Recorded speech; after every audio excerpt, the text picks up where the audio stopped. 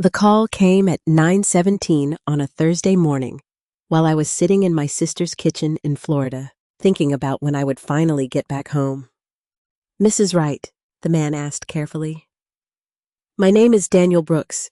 I think there's a problem with the car I bought from your son." I froze. "My son?" "Yes, ma'am. Eric Wright. He told me the Buick belonged to him." My hand tightened around the phone. That Buick wasn't Eric's. It had belonged to my late husband, Robert. And I had never given my son permission to sell it. Then Daniel said something that made my stomach drop. "Mrs. Wright, I called you because there's something wrong with the paperwork." And suddenly I knew this was much bigger than a stolen car. If you're already wondering what Eric had done, stay with me. And if stories like this speak to you, please take a moment to like this video and subscribe. I'd truly love to have you here for the rest of this story. And tell me in the comments, where are you watching from, and what time is it where you are? Most importantly, if you were in my place, would you confront your own child immediately? The first thing I remembered after Daniel's call ended was my husband's hand resting on that Buick's steering wheel. It was such a small memory, almost meaningless on any other day. But that morning, it came back to me with painful clarity. Robert always drove with his left hand at the top of the wheel and his right elbow resting against the door. He had a habit of tapping his fingers whenever he was thinking. I used to tease him about it. "You're going to wear that steering wheel out one day," I would say, and he would smile. "Then we'll buy another one."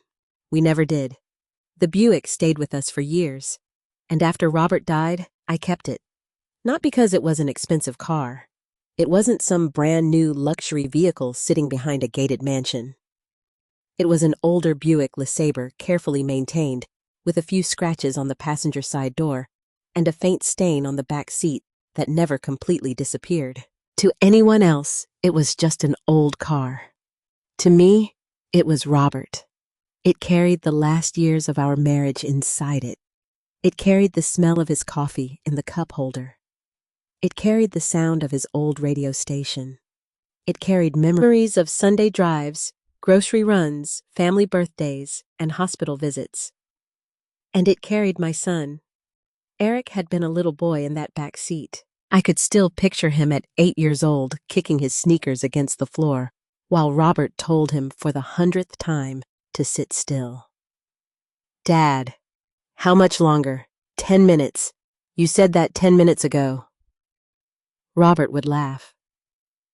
I would turn around and say, "Eric, your father is the driver. Let him drive." Those were the days when I believed the hardest thing I would ever have to worry about was keeping my family safe. I never imagined that one day I would have to protect my belongings from one of them. After Robert passed away, the Buick became even more important to me. For several months, I couldn't bring myself to drive it. It sat in the garage beneath a gray cover while I tried to learn how to live alone. There were mornings when I would walk past it and stop. I would put my hand on the cover. Sometimes I cried. Sometimes I just stood there. Eventually, I started driving it again. Not because I had stopped missing Robert, because I realized that keeping the car hidden wouldn't bring him back. So I drove it. I drove to church. I drove to the grocery store. I drove to visit friends. And whenever I slid behind the wheel, there was always a strange little comfort in knowing that something from the life Robert and I built was still moving forward with me. Eric knew all of this. That was what made Daniel's phone call hurt so much. My son knew exactly what that car meant. Eric was 39, old enough to understand the difference between borrowing something and taking it. He wasn't a child who had made an innocent mistake. He was a grown man. And still, until that phone call, I would have defended him. That was the part I was ashamed to admit. If someone had called me the week before and said, "Candace, your son is going to betray you," I would have laughed. Maybe even gotten angry. I would have said, "You don't know Eric." I thought I did. Maybe that's what mothers do. We remember our children as they were before we fully see who they have become. Eric had always been a complicated boy. Even as a teenager, he could be stubborn. But he was also affectionate. He used to call me every Sunday when he went away to college. When Robert died, Eric was the one who drove 3 hours through a snowstorm just to sit beside me. He slept on my living room couch for almost a week because he didn't want me to be alone. I remembered that. I remembered all the good things. That was why I had overlooked the small changes in him during the past year. Eric had started having money problems. He never came right out and asked me for help at first. Instead, he would make comments. "Mom, do you know how much cars like yours are worth these days?" I remember laughing. "My car? Probably less than you think." He shook his head. "You'd be surprised." I didn't think much of it. A few weeks later, he asked me where I kept the title. I was standing in the kitchen sorting mail when he asked. "The title?" "Yeah, just wondering." "Why?" He shrugged. "No reason?" I looked at him for a moment. "You're not planning to sell my car, are you?" He laughed. "Mom, come on. Of course not." Then he kissed my forehead and changed the subject. That should have been the moment I paid attention. But I didn't, because he was my son, and because I believed trust was supposed to mean something inside a family. There were other little things. Eric asked how often I drove the Buick. He asked whether I had thought about replacing it. He asked whether I still had the original paperwork. Each question seemed harmless by itself. Together they meant something I couldn't see at the time. And there was something else. A few weeks before I left for Florida, Eric came by while I was packing. He was supposed to help me carry a suitcase to the car. I had left a folder on my desk. It contained the Buick's title insurance documents, maintenance records, and a few other papers I kept together. Eric picked it up. "What's this, my car papers?" He flipped through them. I held out my hand. "Give me that." He smiled and handed it over. "Relax, Mom. I was just looking." I remember the way he said it. Relax. As though I were the one behaving strangely. I put the folder back in the drawer. Then I locked the drawer. I didn't think about that moment again until Daniel called me. Now, sitting in my sister's kitchen in Florida, I suddenly remembered every detail. The way Eric had looked at the papers, the way he had asked about the title, the way he had laughed when I questioned him. And one more thing, something I hadn't thought about until that morning. Eric had known exactly where I kept the spare key.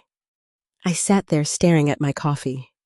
My sister Diane was across the room watching me. "What is it?" she asked. I didn't answer immediately. I didn't know how to explain that something inside me had shifted. A few hours earlier, I had been a mother visiting her sister. Now, I was a woman trying to understand how her own son could possibly have sold the one thing she had never given him permission to sell. I called Eric. He answered on the third ring. "Hey, Mom." His voice sounded completely normal. That almost made it worse. I swallowed. "Eric, where is my Buick?" There was a pause. Not a long one, just long enough. Then he said, "Mom, it's at the shop." I stared at the wall. The shop. Yeah, something was wrong with it. I didn't know why, but I suddenly felt cold, because for the first time, I understood something. Eric wasn't surprised by my question. He was prepared for it, and that realization scared me more than the phone call itself. Eric. What shop I kept, my voice calm. Too calm, perhaps. There was another pause on the other end. "Mom, why are you asking so many questions? Because I want to know where my car is. It's being checked out. That's all." "By whom?" He sighed. "Mom, seriously. You're in Florida. You're supposed to be helping Aunt Diane. Why are you worrying about a car? That sentence stayed with me. Not because of what he said, because of what he avoided saying. I looked across the kitchen at my sister. Diane had stopped stirring her coffee. She could tell from my face that something was wrong. I got a phone call, I said. Eric went quiet. A phone call from who? A man named Daniel Brooks. There was another silence. This one was different. Longer. Heavier. I heard something in the background on his end. Maybe a television. Maybe a door closing. Then Eric said, I don't know anyone named Daniel. He says he bought my Buick. Eric didn't answer. My heart started beating faster. Eric, I think you misunderstood him. Did I? Yes. His voice had changed. It wasn't relaxed anymore. It was careful, measured, almost rehearsed. He probably bought a different Buick. Daniel gave me your name. He could have made a mistake. He said you sold him the car. Eric exhaled. Mom, I told you. The car is at a shop. I closed my eyes. There are moments in life when you can feel the truth standing right outside the door. You don't see it yet, but you know it's there. I had that feeling then. Eric, I said quietly, did you sell my car? No. The answer came too quickly. I opened my eyes. Are you sure? Yes. Then why does a man named Daniel Brooks have the car I don't know? And why does he have paperwork I don't know, Mom? Then explain it. I can't explain something I didn't do. His words were firm now, defensive, almost angry. And suddenly, I felt something I hadn't expected. Not rage. Shame. I was his mother. I had spent almost 40 years believing that if Eric ever did something wrong, he would eventually come to me and tell me. Maybe that belief had been foolish, but it had been mine. Okay, I said. What? Okay. I'll figure it out. Mom, you're making this into something it isn't. Maybe. You need to calm down. I almost laughed. Calm down. That was what he had said years ago when I questioned him about the title. The same phrase. The same dismissive tone. Only now I knew there was a reason for it. I'll call you later, I said. Mom. I ended the call. Diane walked toward me. What did he say? He said he didn't sell the car. Do you believe him? I looked at her. I wanted to say yes. I wanted so badly to say yes. But I couldn't. I don't know anymore.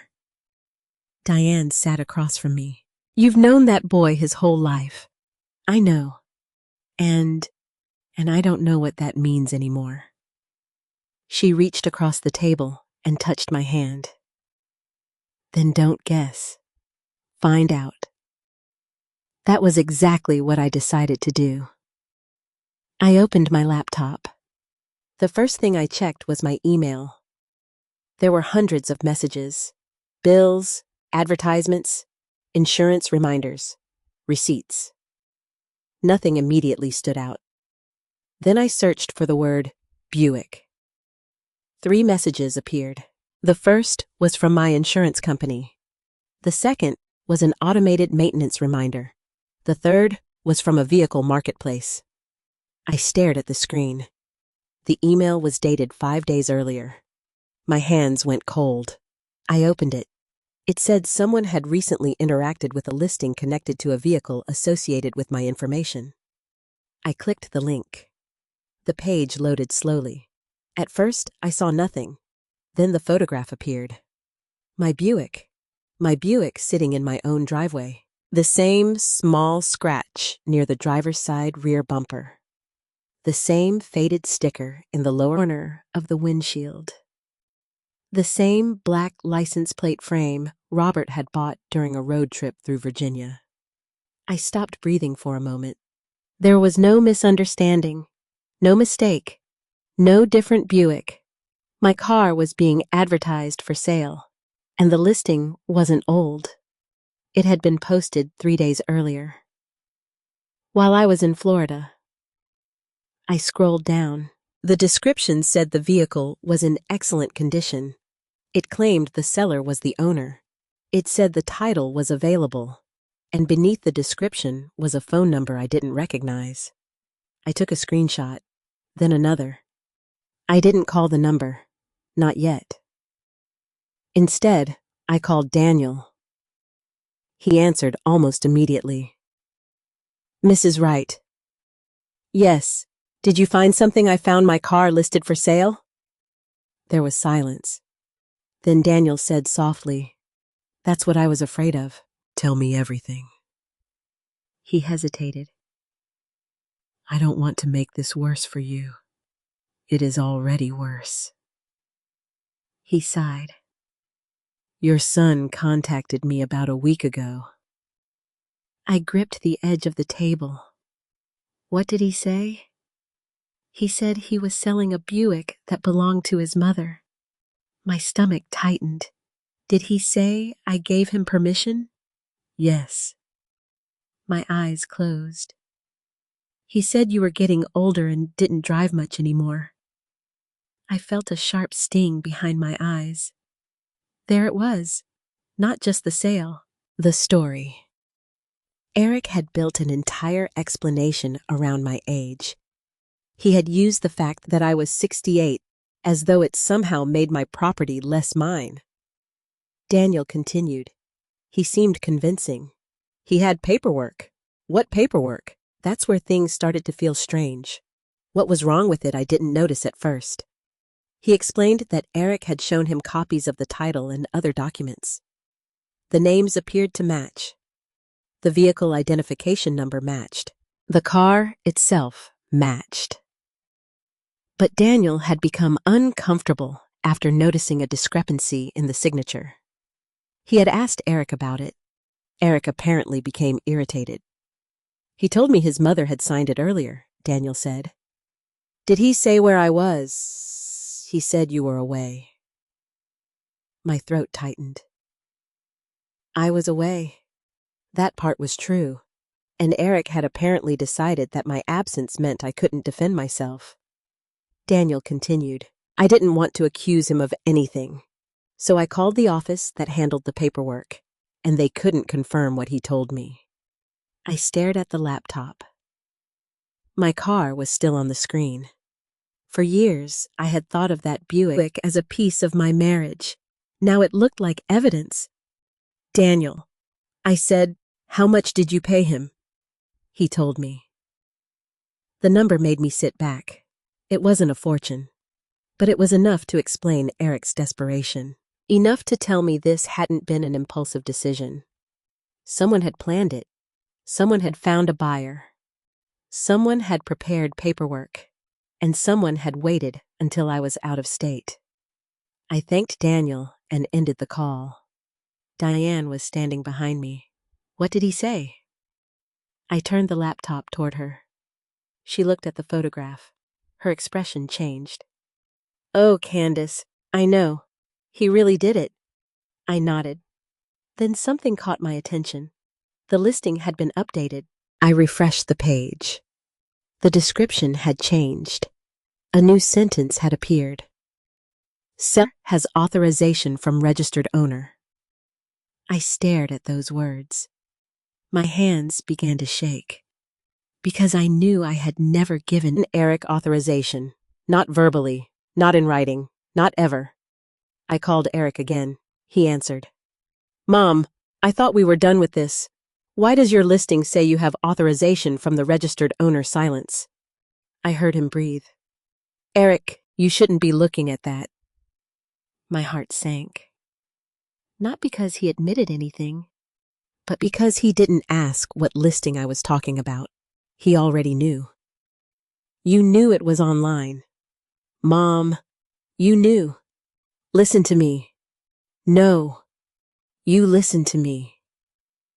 My voice was shaking now, but I didn't care.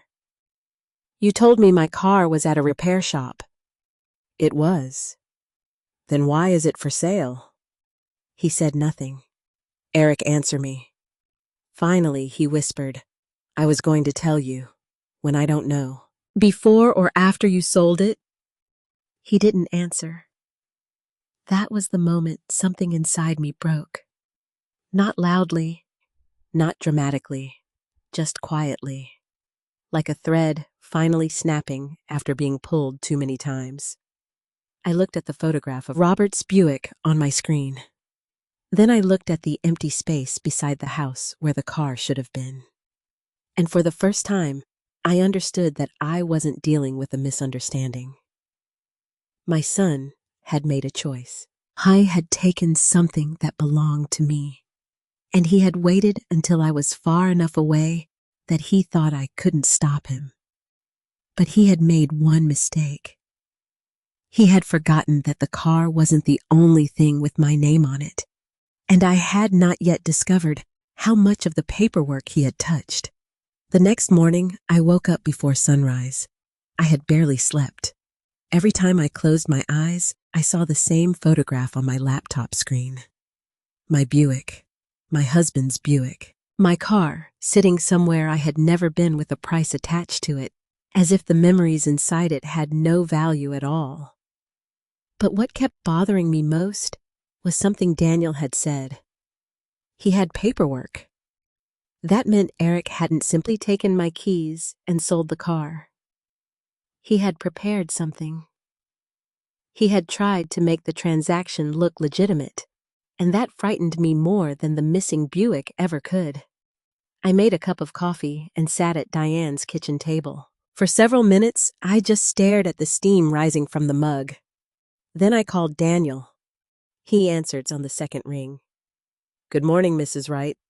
Daniel, I need to ask you something. Of course. Do you still have every document Eric gave you? Yes. All of them, yes. I kept copies of everything. I let out a breath I didn't realize I had been holding. Would you be willing to send them to me? There was a short pause. I can. Please. I'll email them this morning. Thank you. Mrs. Wright. Yes, I want you to know something. What I didn't know. His voice sounded genuinely troubled. I thought everything was legitimate. I believe you. I wouldn't have bought it if I knew. I know. That was the strange thing about this entire nightmare. The man who had actually paid money for my car seemed more honest with me than my own son. When we ended the call, I sat there for a long time. Then my phone buzzed. A message from Daniel. The documents had arrived. I opened the first attachment.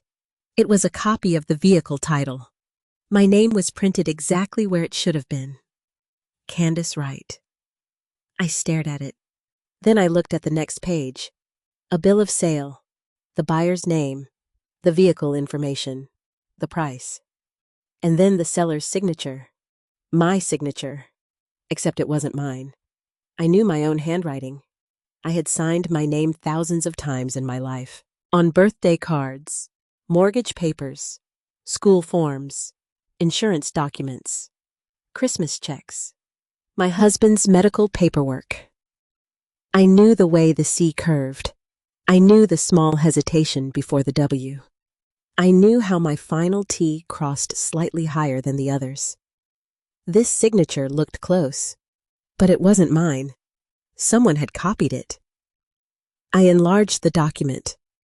My stomach twisted. There was something almost insulting about how carefully Eric had tried to imitate me. He had gotten the shape mostly right, but not the pressure, not the rhythm, not the person behind the handwriting. I whispered. Why would you do this? Diane came into the room. What happened? I turned the screen toward her. She stared at the signature. Oh my God, I didn't sign that. I know, that is my name, but not your handwriting. I nodded. I felt strangely calm.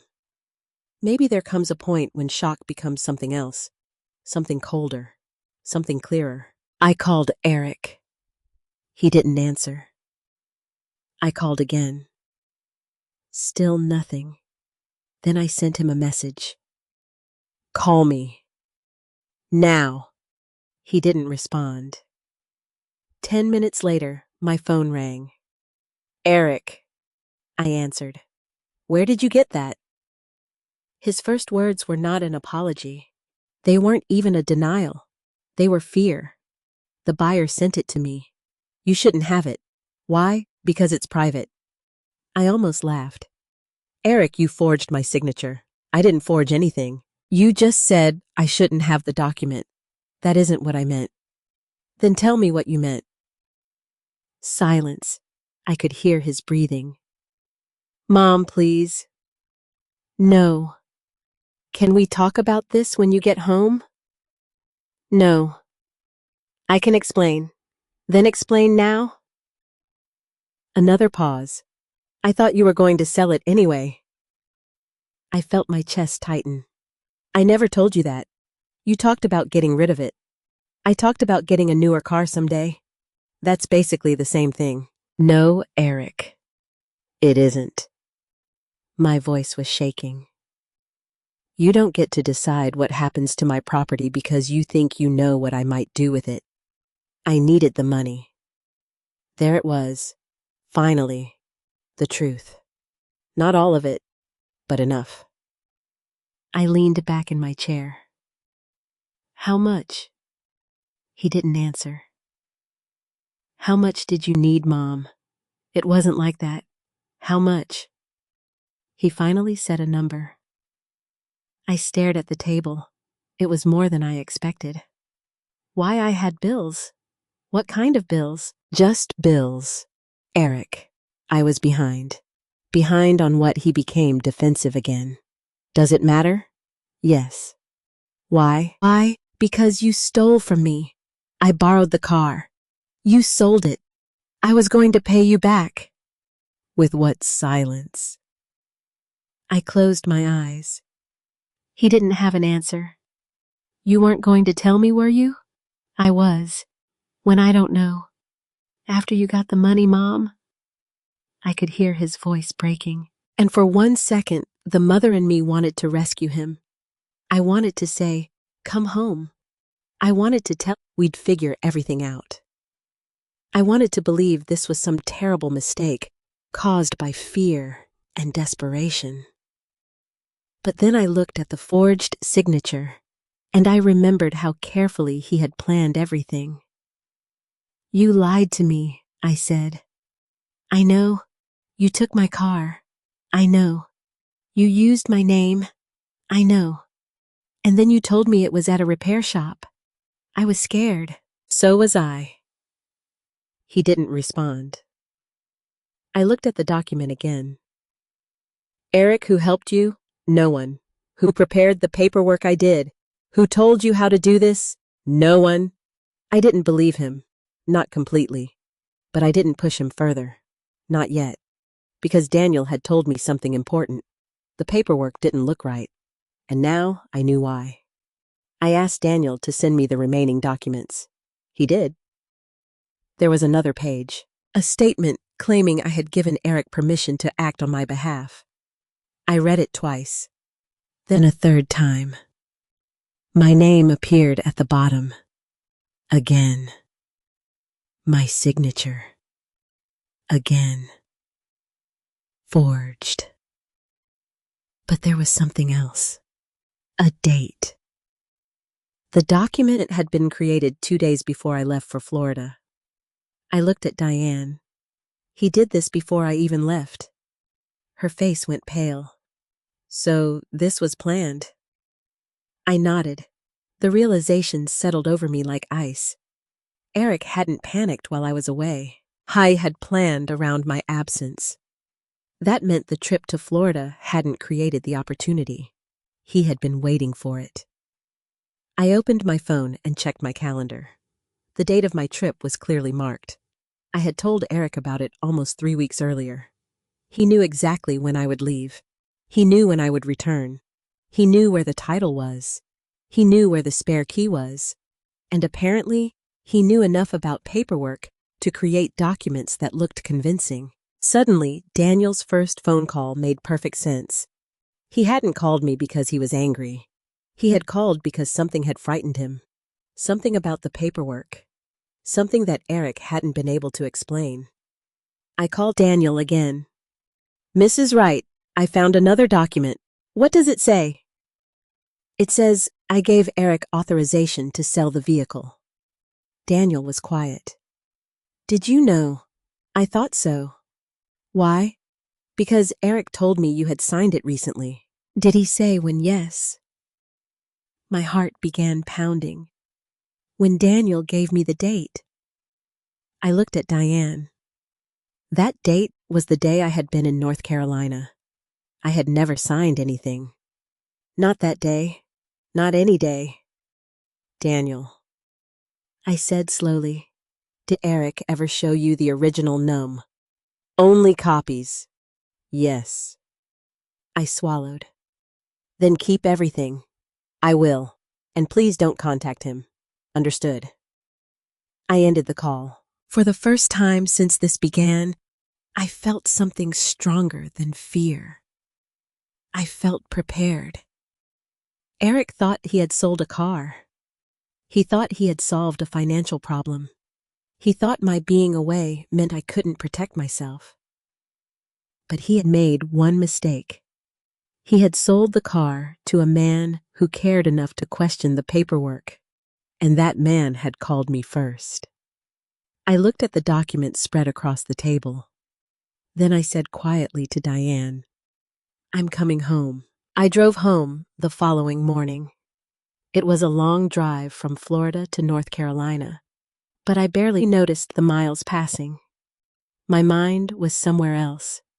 It was back in my bedroom, back at the desk where I had kept the folder containing the Buick's title, back in the moment when Eric had picked it up and casually flipped through the papers. At the time, I had thought nothing of it.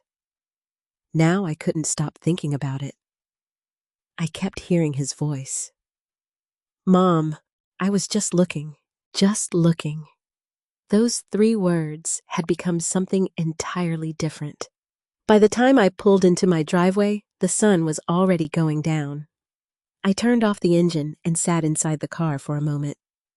The garage looked wrong, empty. The space where my Buick had always been seemed strangely large. I stepped out and walked toward the front door. Everything looked normal. The porch light was still working. The flower pot beside the steps was still there. The newspaper had been pushed against the front door. Nothing appeared disturbed. But I had learned something during the drive home. Sometimes betrayal doesn't leave fingerprints on the front door. Sometimes it looks exactly like an ordinary house. I unlocked the door and walked inside. The silence hit me first. I set my suitcase down. "I'm home," I whispered. Nobody answered. Of course nobody did. I had been alone in that house since Robert died. But that night, the silence felt different. It felt as though the house itself was waiting for me to discover something. I went directly to my bedroom. The desk was against the window. The same lamp sat on top. The same stack of unopened mail was beside it. I opened the drawer where I kept the Buick folder. It was empty. I already knew it would be, but seeing that empty space with my own eyes made my stomach tighten. I stood there for several seconds. Then I checked the other drawers. Nothing. I opened this cabinet beside the desk.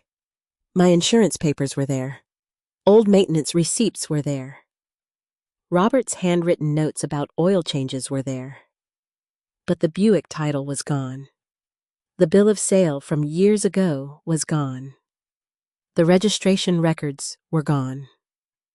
Everything connected to the car had disappeared. Not everything from the drawer.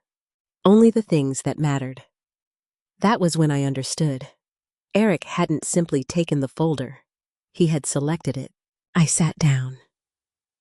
My hands were shaking. I remembered the day he came into this room before my trip. He had been standing exactly where I was sitting. He had picked up the folder. He had looked through it, and I had told him to give it back. Maybe that had been the moment he realized I wasn't going to make things easy.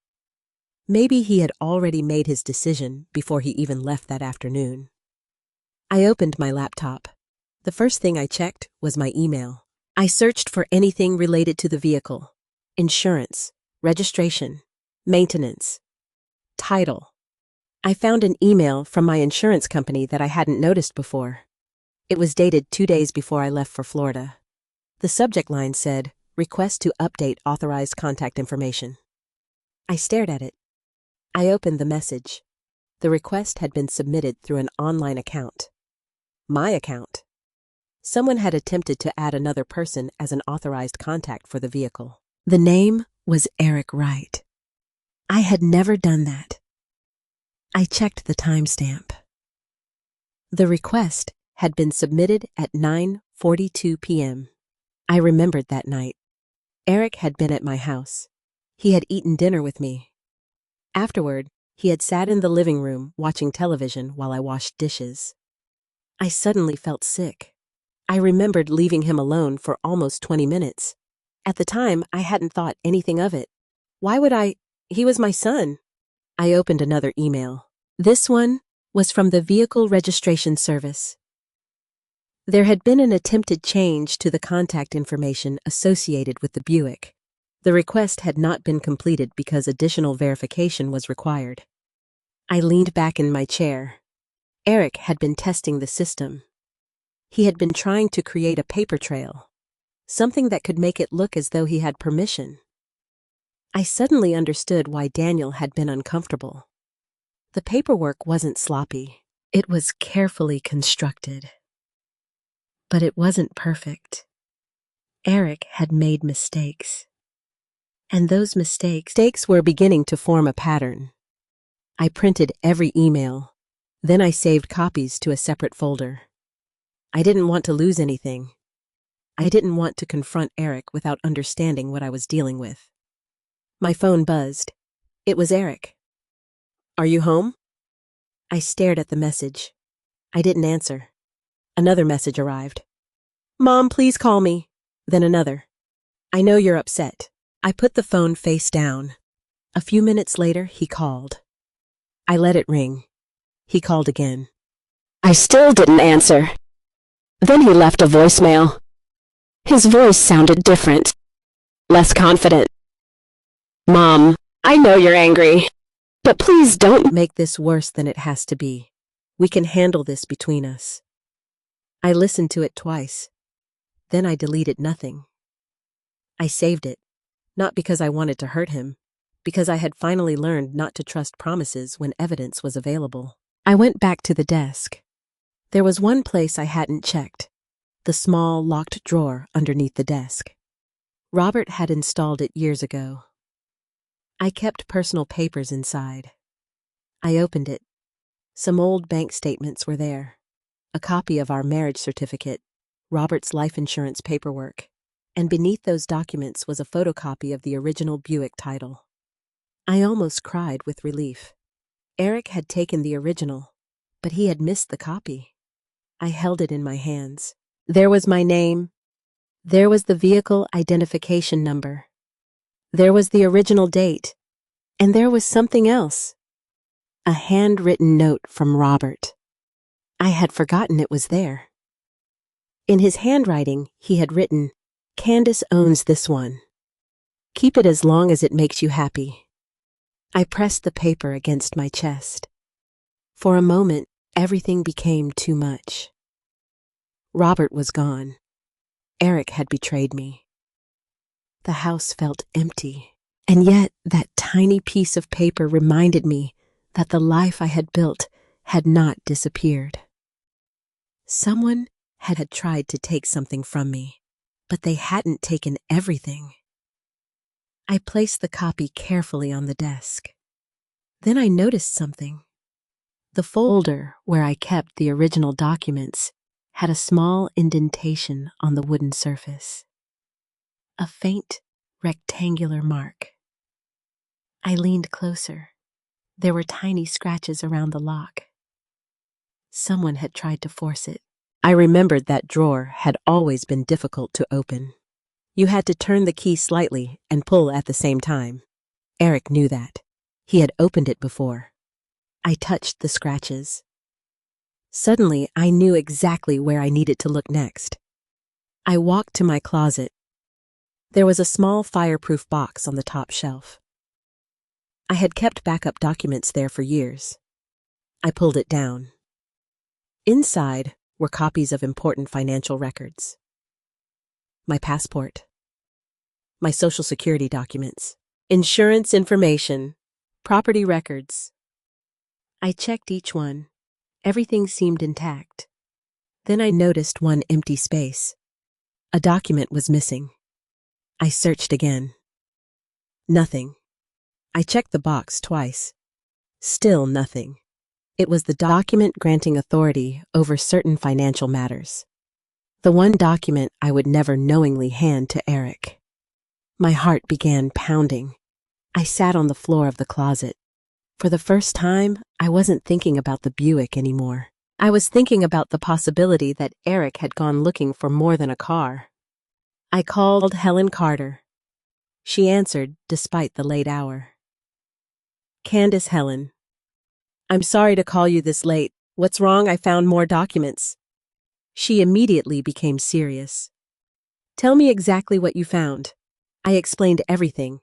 The insurance request, the registration attempt, the missing title, the forged signature, the missing document from my fireproof box. When I finished, Helen was silent for a moment. Then she said, Candace, don't confront Eric again tonight. I wasn't planning to. Good. Gather everything. Save every message. Don't delete anything. I won't. And tomorrow, bring me every document you have. I hesitated. Helen.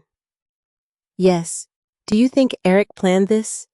Her answer came quietly. I think the evidence suggests he did more than make a desperate mistake. I closed my eyes. That was the sentence I had been afraid to hear. Before we ended the call, Helen said one more thing. There's something you need to remember. What you are not responsible for protecting your son from the consequences of his own choices.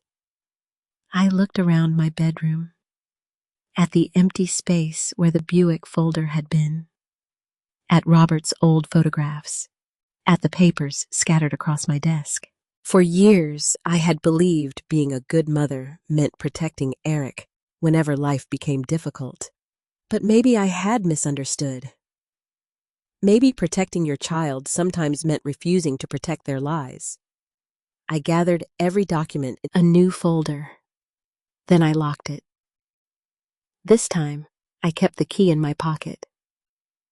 I turned off the bedroom light, and as I walked toward the hallway, I looked once more at the empty garage through the window. My Buick was gone. But now I knew something else. Eric hadn't simply taken my car. He had entered the part of my life I had trusted him never to touch. And tomorrow, I was going to find out exactly how far he had gone. The next morning, I woke up with one decision already made. I was going to talk to Eric face to face. Not over the phone, not through text messages, not with Diane listening from another room. I wanted to look into my son's eyes and ask him one question. Why? Why would he do this to me? I had spent the entire night going through the evidence Helen had told me to preserve. The insurance request, the attempted registration change, the missing title, the forged bill of sale, the document that claimed I had authorized Eric to sell the Buick. Every piece pointed in the same direction. This had not happened accidentally. Eric had planned it. I called him at 8 in the morning. Mom, come to the house. He was quiet. Why we need to talk? About the car. Yes. Mom, I told you come over, Eric. I had never spoken to him that way before. There was no anger in my voice. No shouting. Just certainty. He agreed.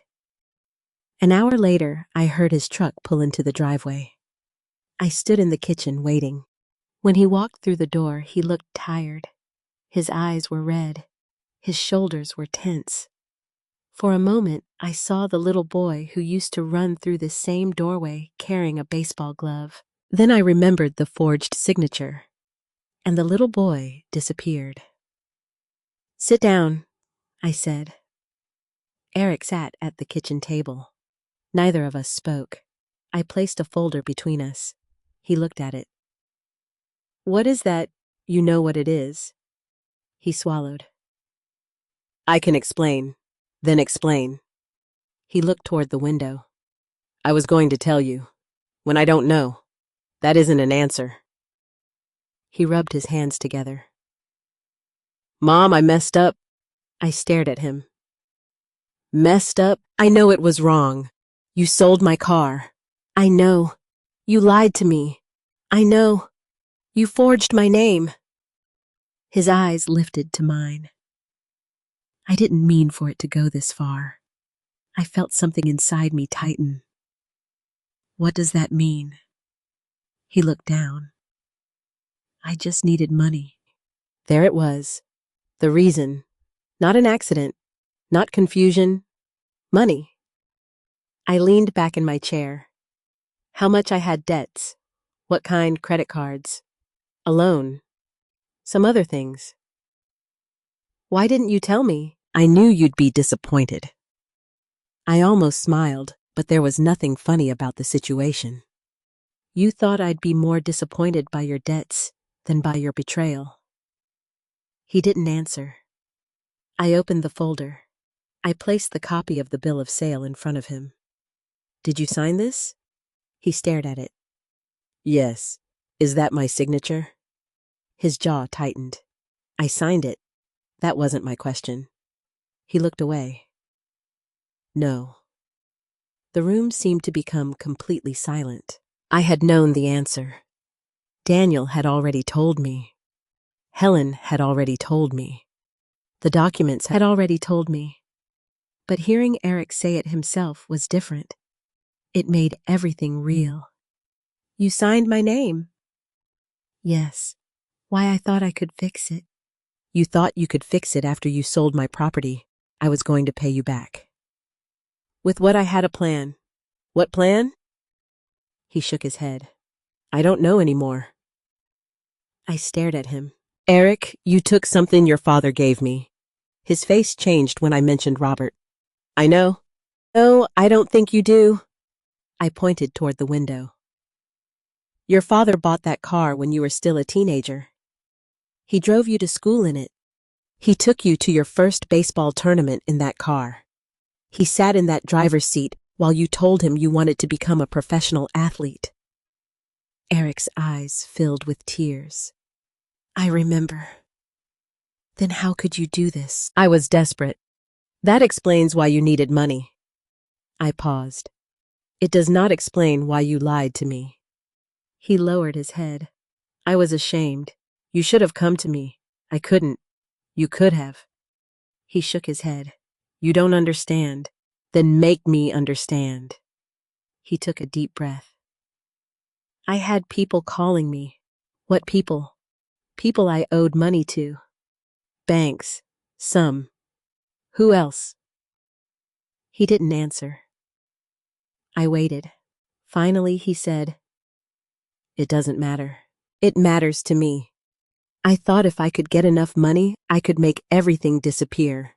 And you thought selling my car would do that?" "Yes." Without asking me, "Yes." "With my signature." He closed his eyes. "Yes." I looked down at my hands. There was a time when I would have reached across that table. I would have taken his hand. I would have told him everything was going to be okay. But that morning, I didn't. Not because I had stopped loving him, because I finally understood that love without boundaries could become permission. Eric wiped his face. "Mom, I'm sorry." I looked at him. "I'm not ready to hear that yet." He looked hurt. I mean it. I believe you may mean it now. What does that mean? It means you regret getting caught. His expression hardened. I didn't do this because I wanted to hurt you, but you knew it was wrong. Yes, you knew I was out of town. Yes, you knew where the title was. Yes, you knew I had never given you permission. He was silent. I leaned forward. That isn't desperation anymore, Eric. That's a decision. He looked down at the table. I thought you'd forgive me. That sentence hurt more than everything else. Not because he expected forgiveness, because he had counted on it. You thought my love would protect you. He didn't answer. You thought because you're my son, I would clean up whatever mess you made. I thought you'd help. I have helped you your entire life. I know. And somehow you decided that meant you could take something from me. I didn't see it that way. How did you see it? He looked at me. As borrowing. I shook my head. You don't borrow something by selling it. He had no response. I opened another document. This authorization paper. Did you create it? He stared at it. Yes. Did you copy my signature? Yes. From where he hesitated. From one of the old insurance documents. I felt a chill move through me. Which one? I don't remember. You don't remember. It was months ago. You've been thinking about this for months. His face changed. I didn't mean you just said months. He looked trapped. I watched him carefully. The story was changing. At first, the car had been a desperate decision. Now it sounded like something he had been considering long before I left for Florida. Eric, I said quietly. When did you first decide you wanted to sell the Buick? He stared at the floor. I don't know. When I don't know. Was it before I told you about my trip? He didn't answer. I repeated the question. Was it before I told you I was going to Florida? His eyes met mine. Yes. My heart sank. How long before?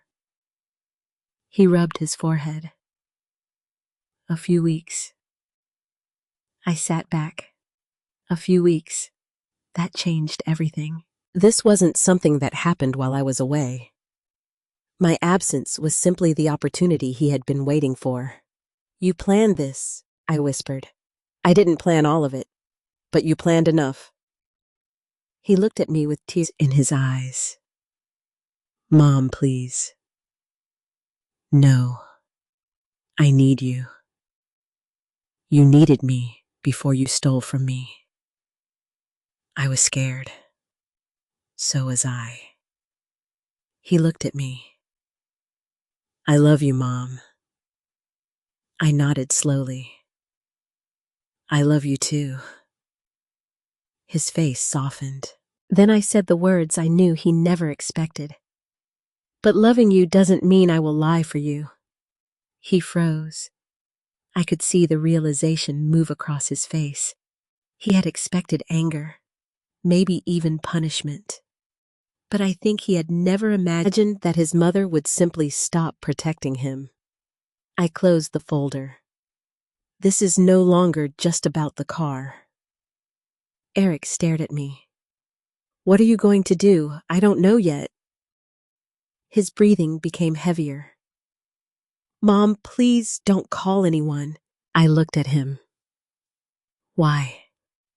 Because this could ruin my life. I thought about the life he had nearly damaged. The life Robert and I had built. The trust I had given my son.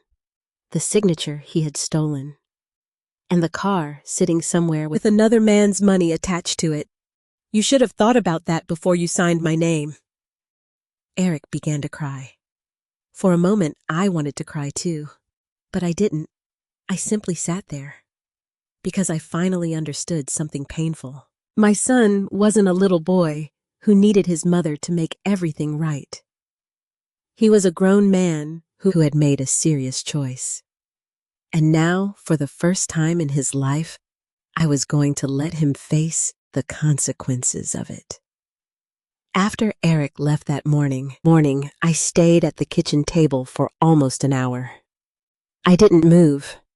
The coffee in front of me had gone cold, but I didn't notice. My mind kept returning to the same sentence. You should have thought about that before you signed my name. I had said it because it was true. But saying it out loud had changed something inside me. For years, I had believed that protecting my son was one of the most important responsibilities of being a mother. When Eric was little, I protected him from scraped knees, bad dreams, angry teachers, and teenage heartbreak. When Robert died, I protected him from some of the financial burdens he didn't know how to handle. Even when Eric became an adult, I still found ways to make his problems smaller. I had paid a utility bill once when he was short. I had covered a car repair. I had helped with the deposit when he and Lisa moved into their first house. I never kept score. That was what mothers do, I told myself. But sitting there, with a forged signature in front of me, I finally realized something. Eric had learned that no matter how far he pushed, I would eventually rescue him. And perhaps I had helped teach him that lesson. My phone rang. It was Helen Carter. Candace, how did it go? He admitted everything. Helen was quiet. Everything. He admitted selling the Buick. He admitted using my signature. He admitted he had been thinking about selling it before I went to Florida. Did he explain why money? That was what I expected. He says he was desperate. Desperation explains pressure, Helen said. It doesn't erase intent. I looked at the papers on the table. I know. Did he mention anyone helping him? No. Did you ask? Yes. And he said no. Helen paused. Do you believe him? I thought about Eric's face. I don't know. That is exactly why we need to preserve everything. She asked me to bring the documents to her office. I put them into a folder. The original copy of the title, the fake bill of sale, the authorization document, the insurance email, the registration request, everything. Before leaving, I made one more copy of the forged signature. I wasn't sure why. Maybe because some part of me still needed proof that this had really happened. When I arrived at Helen's office, she was waiting for me. She had been a friend of our family for more than a decade. She had handled paperwork for Robert before his death. She knew me well enough to see that I was exhausted. You don't have to apologize for being upset, she said. I wasn't going to. Good. I smiled weakly. Helen opened the folder. She studied each document carefully. She didn't rush. She made notes. She compared dates. She looked at the signature. Then she looked at me. Candace, this signature is not yours. I know. Have you ever signed anything giving Eric authority over this vehicle number ever never? She nodded. That's important. I watched her turn another page. Do you recognize this authorization form, Num? Have you ever seen this language before? Num. She leaned back. This was prepared to make the transaction appear legitimate. My stomach tightened. So he planned it. It certainly appears that way. I looked down. There was something almost unbearable about hearing another person confirm what I had been afraid to admit. Helen continued. The buyer may also have a claim because he paid Eric believing the transaction was legitimate. What happens to Daniel? That depends on the documentation and how the transaction is resolved. I don't want Daniel to lose his money. I understand. He didn't know. I believe that. He called me. That matters. I nodded. Daniel had called me. He could have disappeared. He could have tried to keep the car. Instead, he had picked up the phone. That meant something. Helen continued examining the paperwork. Then she stopped. Her finger rested on one particular page. Candace. Yes. Where did Eric get this? I don't know.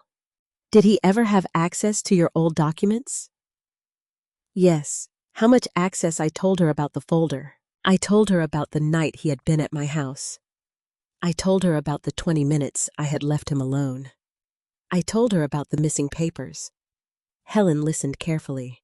Then she asked, did he ever ask you to sign anything before you left for Florida? No. Did he ever ask for copies of your identification? I thought for a moment. He asked for my driver's license once. Why? He said he needed it for an insurance matter. Did you give it to him? I showed it to him. Did he make a copy? I don't know. Helen wrote something down. My heart sank. What? Nothing yet? Helen. She looked at me. We need to determine exactly what Eric accessed. I nodded. I'm afraid there's more. I am too. She handed the documents back. Don't contact Eric about the paperwork again.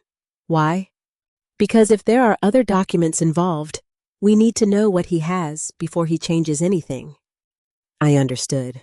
When I left Helen's office, I sat in my car for several minutes. I thought about calling Eric. Instead, I called Lisa, Eric's wife. She answered after a few rings. Candace, Lisa, can we talk? Her voice became cautious. Is something wrong? Yes. She knew immediately. It's about the car. Yes. There was silence. Lisa, did you know Eric planned to sell my Buick? No. Are you sure? Yes. I need you to be honest with me. I am. Her voice began to tremble. I knew he was having money problems. How serious, I don't know. Lisa. She sighed. He was getting calls. From whom? I don't know. Creditors, some. She hesitated. There was another man. I sat upright. What man? I don't know his full name. Lisa, this is important. I heard Eric talking to him on the phone. What did he say? I couldn't hear everything. But he kept saying he needed more time. My stomach tightened. Did you hear anything about my car? There was a pause. Then Lisa said quietly, yes. My hand tightened around the steering wheel. What did you hear? Eric said, my mom won't know until she's back. I closed my eyes. Are you sure? Yes. Did he mention the Buick? I think so. Lisa, please tell me everything you remember. She took a shaky breath. He said the car was worth more than people thought. I felt a chill. Who was the man? I don't know. Did you ever meet him? No. Did Eric say his name? Lisa hesitated. I think he called him Tommy. My heart began beating faster. Tommy. What? I don't know? I wrote the name down. Tommy. That was the first new piece of information I had received all day. And suddenly, Eric's story didn't look complete anymore. He had told me he acted alone, but Lisa had heard him talking to another man, a man who knew about my car, a man who knew I was away, a man who apparently knew exactly how much the Buick might be worth. I thanked Lisa. Before hanging up, she said something that surprised me. Candace. Yes, I should have told you sooner. Why didn't you? Because I was afraid. Of Eric. There was a pause. Yes. I didn't ask anything else. I knew that answer carried more weight than she had said. I drove home with the name Tommy repeating in my head. Tommy. I searched my contacts. Nothing. I checked Eric's social media. There were several people named Tommy. Too many. I didn't want to guess. So I called Helen again. I have another name. What name? Tommy. She became silent. Who is Tommy? I don't know yet. I told her what Lisa had said. Helen listened carefully. Don't contact him. I won't. Let me look into it. Okay. I sat at my kitchen table again that evening, the same table where Eric had admitted signing my name. But this time, I didn't feel helpless. I had documents. I had Daniel. I had Lisa. And now, I had another name. Maybe Eric thought the forged signature was the worst thing he had done. Maybe he thought selling the Buick was the entire story. But something told me it wasn't. I opened the folder again. The forged signature stared back at me. I traced the edge of the paper with my finger. Then I whispered, "What else did you sign, Eric? I didn't know the answer yet." But I was about to find out. The next morning, Helen called me before I had finished my first cup of coffee. "Candace, I need you to come by the office." Her voice was serious. "What did you find I'd rather show you in person?" That answer made my stomach tighten. I put down my coffee. "Is it bad I don't want you to panic before you see the document?" Helen: "I'm already panicking. I know." I grabbed my purse and drove straight to her office. The moment I walked inside, I could tell something had changed. Helen was sitting behind her desk with several documents spread out in front of her. One of them was inside a clear plastic sleeve. She didn't touch it. She waited until I sat down. "Candace," she said carefully, "I checked the documents you gave me against the records we discussed yesterday." And she slid the document toward me. I looked down. At first, I didn't understand what I was seeing. Then I saw my name. My heart stopped. "What is this, a power of attorney?" I stared at the page. My power of attorney. Yes. I never signed this. I know. I looked at her. "How do you know?" "Because the document says it was signed on a date when you were in North Carolina. But the signature doesn't match your known signatures. More importantly, the notarization information doesn't line up with the circumstances described in the document." I couldn't speak. I looked at the paper again. My name was there. Candace Wright. The signature looked familiar. Too familiar. Someone had copied me before. Now they had done it again. I shook my head. No. Helen watched me. "What? This isn't possible." "Why?" "Because I would remember signing something like this. You didn't. I never gave Eric power of attorney." "I know." I pressed my fingers against my forehead. For a moment, the room seemed to tilt. The Buick suddenly felt small compared to what was sitting in front of me. I had spent days thinking my son had stolen a car. Now I was looking at a document that appeared to give him authority over my affairs. I looked at Helen. "What exactly does it authorize?" She took a breath. "It gives the named agent authority to act on your behalf in several financial and property-related matters." My mouth went dry. "Who is the agent?" Helen didn't answer immediately. She didn't need to. I already knew. Eric. Yes. I pushed the document away. He didn't just want my car. Helen remained silent. I looked around her office. There were photographs on the wall. Family photographs. Children. Graduations. Holidays. Ordinary lives.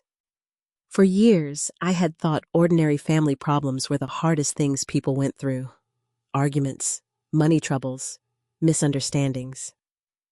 I had never understood how quickly trust could become a weapon. "Helen," I whispered, "how long has this document existed?" "The date says several weeks, before my trip." "Yes." I closed my eyes. The pieces were coming together. Eric had asked about the title. He had asked about the insurance. He had asked about my identification. He had known when I would be away. And now there was a power of attorney with my forged signature. I opened my eyes. Could he use this to access my bank accounts? It depends on whether anyone accepted or acted on it.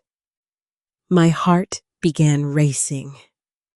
What about my house? Then we need to verify where it was presented. What about my investments? We need to check. I stood. What do I do? Sit down. I obeyed. Helen reached across the desk and took my hand. Candace, listen to me. Don't assume the worst yet. How can I not? Because we don't know what Eric actually used. But he created it. Yes. And he forged my signature. Yes. Then why shouldn't I assume he was going to use it? Because assuming and proving are two different things. I nodded.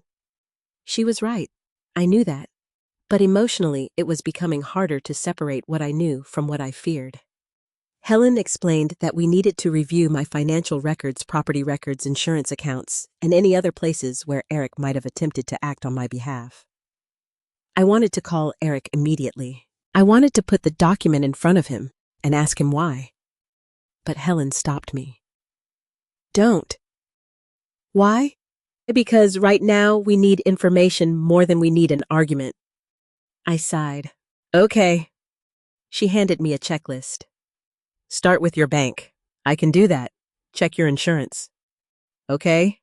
Check your property records. I nodded. And Candace? Yes, don't tell Eric what we've found yet. That was harder, but I agreed. When I got home, I sat at my computer. I opened my bank account. Everything appeared normal. No strange withdrawals. No unfamiliar transfers. No new accounts. I checked again. Still nothing. I moved to my credit card. Nothing unusual. Then my investment account. Again, nothing. I should have felt relieved. Instead, I felt suspicious. Maybe Eric hadn't used the power of attorney yet. Maybe he had created it for the future. Or maybe he had only needed it to make the car sale look legitimate. I didn't know. I called the bank. I explained that I had discovered a potentially fraudulent document bearing my name. The representative transferred me to another department. I answered questions, dates, addresses, account information, security questions. At the end of the call, they told me there was no evidence of unauthorized activity. I thanked them. Then I sat quietly. For the first time all morning, I could breathe. Maybe the damage was limited. Maybe. My phone rang. Eric. I stared at his name. I almost didn't answer, but I wanted to hear his voice. Hello, Mom. He sounded exhausted. Hi. Can we talk? We're talking. I need you to understand something. What I didn't mean for any of this to happen. I looked at the power of attorney sitting beside me. What exactly didn't you mean to happen? The car. You sold it. I know. You forged my signature. I know. You created a document giving yourself authority over my affairs. There was complete silence. I knew immediately. He had not expected me to know about that. How did you... He stopped. I waited. How did you know? He finally asked. That's not the question. Mom, did you create that document? He didn't answer. Eric. Eric, yes. My eyes closed. Why I thought I needed it. For what I don't know. Don't lie to me. I wasn't. You just said you needed it. I thought it would make things easier. What things? Financial things. I could feel my anger rising. What financial things, Mom, please? No. You don't get to say, please, every time I ask you a question. He became quiet. I continued. Did you ever use that document? No. Did you show it to anyone? No. Are you sure? Yes. I wanted to believe him, but trust had become expensive. Eric, why did you make it? I was scared. Of what my debts. I waited. He continued. I thought if I had authority, I could help you with some things. Help me. Yes. You never asked me. I knew you'd say no. That sentence hit me harder than anything else. He knew I would say no. That was why he had created the document. Not because I had failed to help him, because he knew I wouldn't agree to what he wanted. I looked at the paper. Then you knew you were doing something wrong. I didn't think of it like that. How did you think of it? I thought I could fix it before you ever knew. I whispered. That is exactly the problem. He began crying. I listened. For years, his tears would have made me reach for him. This time, I stayed still. I love you, I said. I love you too. But I can't protect you from this. I know. No, Eric, I don't think you do. I looked at the power of attorney again. You keep saying you were scared, but you weren't scared enough to stop. He said nothing. I ended the call, not because I hated him, because I needed the conversation to end before I said something I would regret. That evening, Lisa called. Candace. Yes, I need to tell you something. My heart sank. What I found out, Eric has been hiding some things from me too. I sat down. Like what I don't know everything. Lisa, please. She hesitated. He's been talking to someone named Tommy. I know. You do, yes. Then you know he was getting pressured. Tell me what you know. Lisa took a breath. I heard Eric say that if he couldn't come up with the money, Tommy would make trouble for him. What kind of trouble, I don't know. Did Eric ever say anything about my documents? No. Are you sure? Yes. She sounded frightened. Candace, I never wanted this to happen. I know. I should have stopped him. You can't take responsibility for another adult's choices. There was silence. Then Lisa said something that stayed with me. He wasn't acting like himself. I looked at the forged power of attorney. Maybe he was. After we ended the call, I walked into my bedroom. I opened the small fireproof box again. I checked every document. Nothing else was missing. I should have felt better. Instead, I felt something different, a strange clarity. Eric had not accidentally crossed a line. He had seen a boundary. He had known I would say no, and instead of respecting that answer, he had tried to create a way around it. That was the betrayal I couldn't ignore. The Buick had been valuable, but my authority over my own life was worth infinitely more. I placed the power of attorney inside the folder. Then I locked the folder in a different drawer. This time, I wasn't hiding anything from my son. I was protecting myself from him, and somewhere deep inside, I knew the next question was no longer whether Eric had done something wrong. The question was how far he had intended to go. The next morning, I made a decision I never imagined I would have to make about my own son. I was going to report what happened. Not because I wanted Eric arrested, not because I wanted revenge, and certainly not because I stopped loving him. I was doing it because the truth needed somewhere official to exist.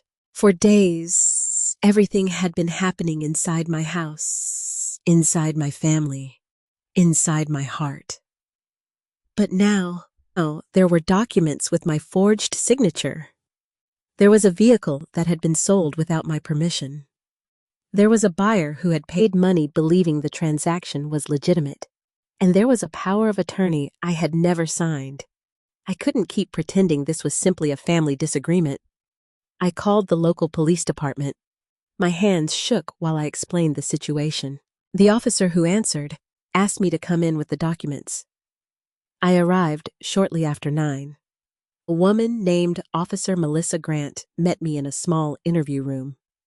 She was calm and professional.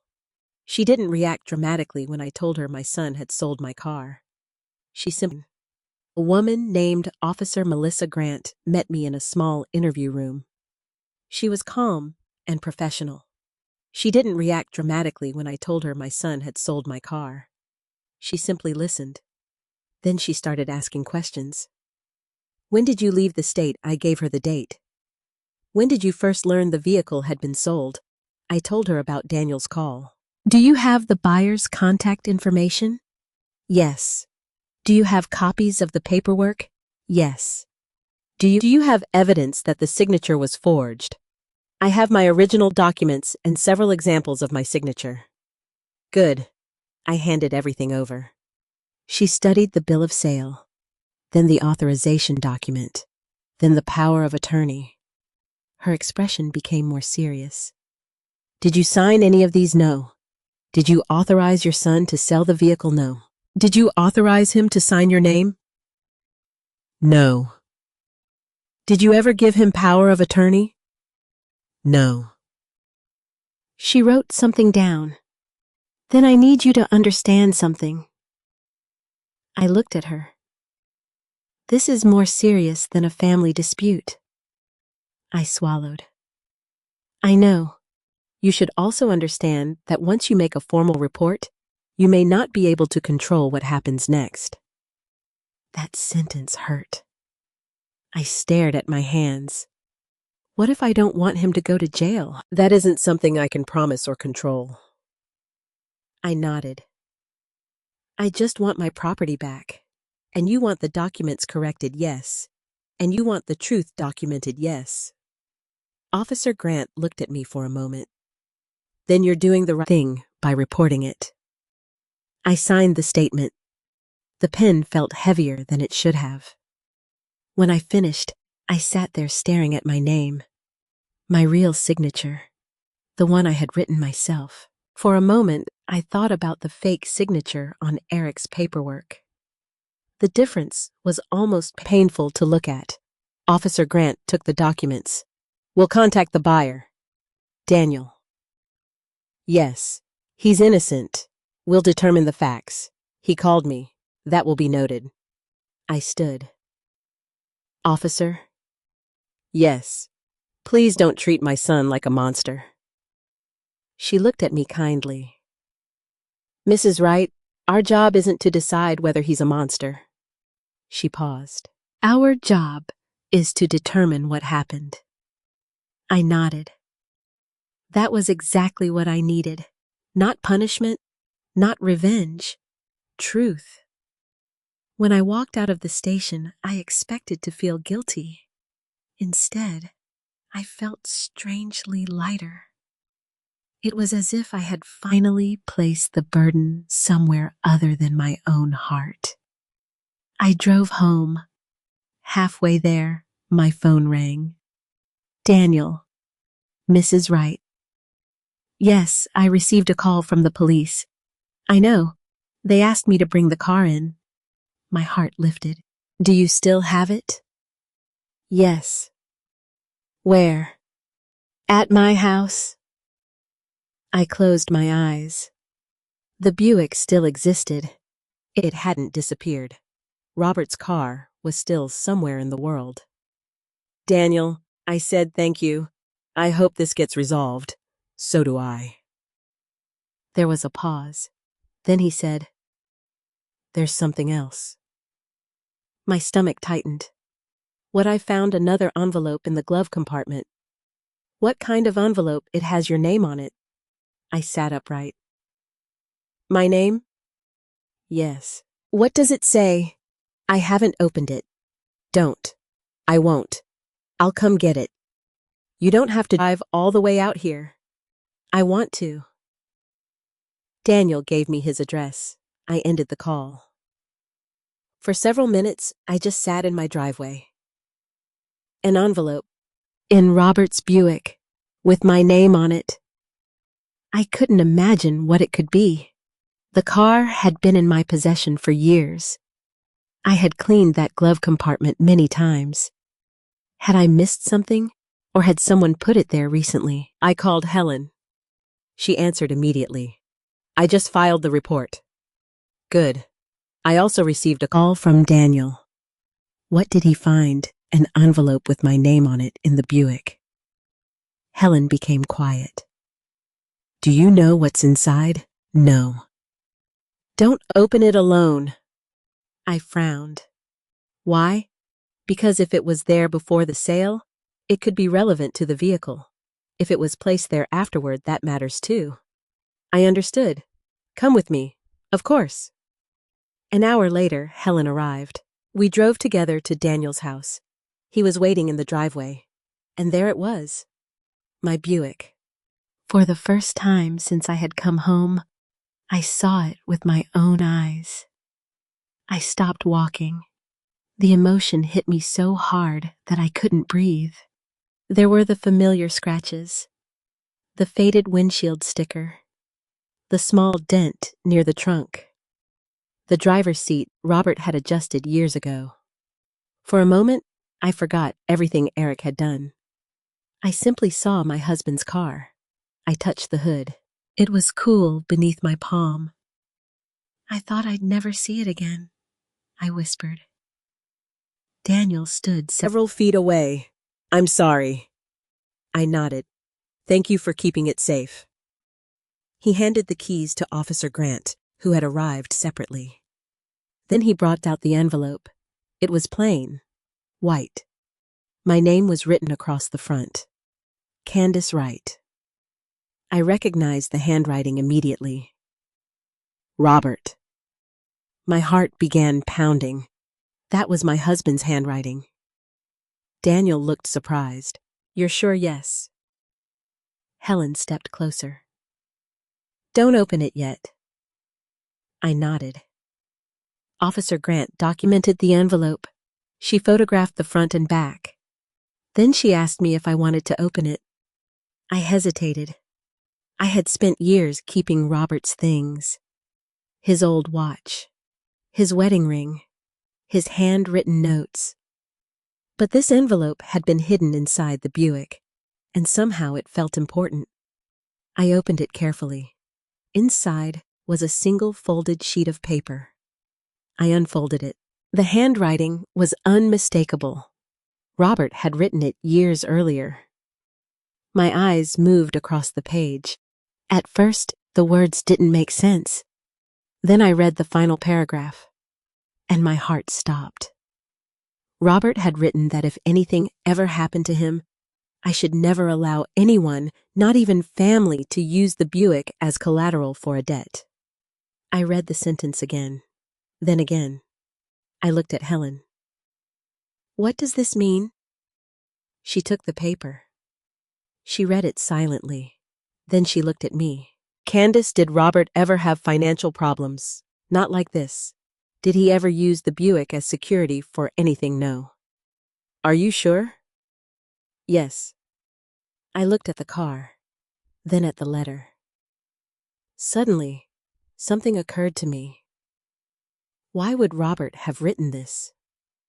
Why would he specifically mention family? I felt a chill. He hadn't written this randomly. Something must have happened years ago. Something I didn't know. Helen folded the letter carefully. There's something else we need to check. What the vehicle records. What about them? If Robert ever placed a lien against the car, there would be a record. I looked at the Buick.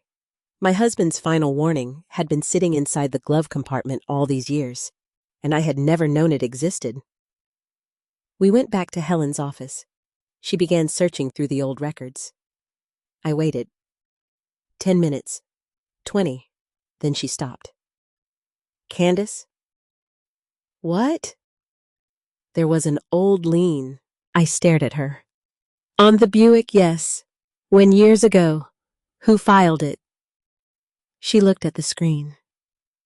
Robert. My heart sank. Why, I don't know yet. She kept reading. Then her expression changed. There was a second party. Who? She looked at me. Thomas Miller. I froze. Tommy. Helen nodded. The record lists him as a co-party on the old financial agreement. I couldn't breathe. The name Lisa had given me.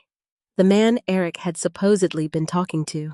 The man connected to my son's financial problems. The same man whose name had now appeared in a document from Robert's past. I looked at Helen. This can't be a coincidence.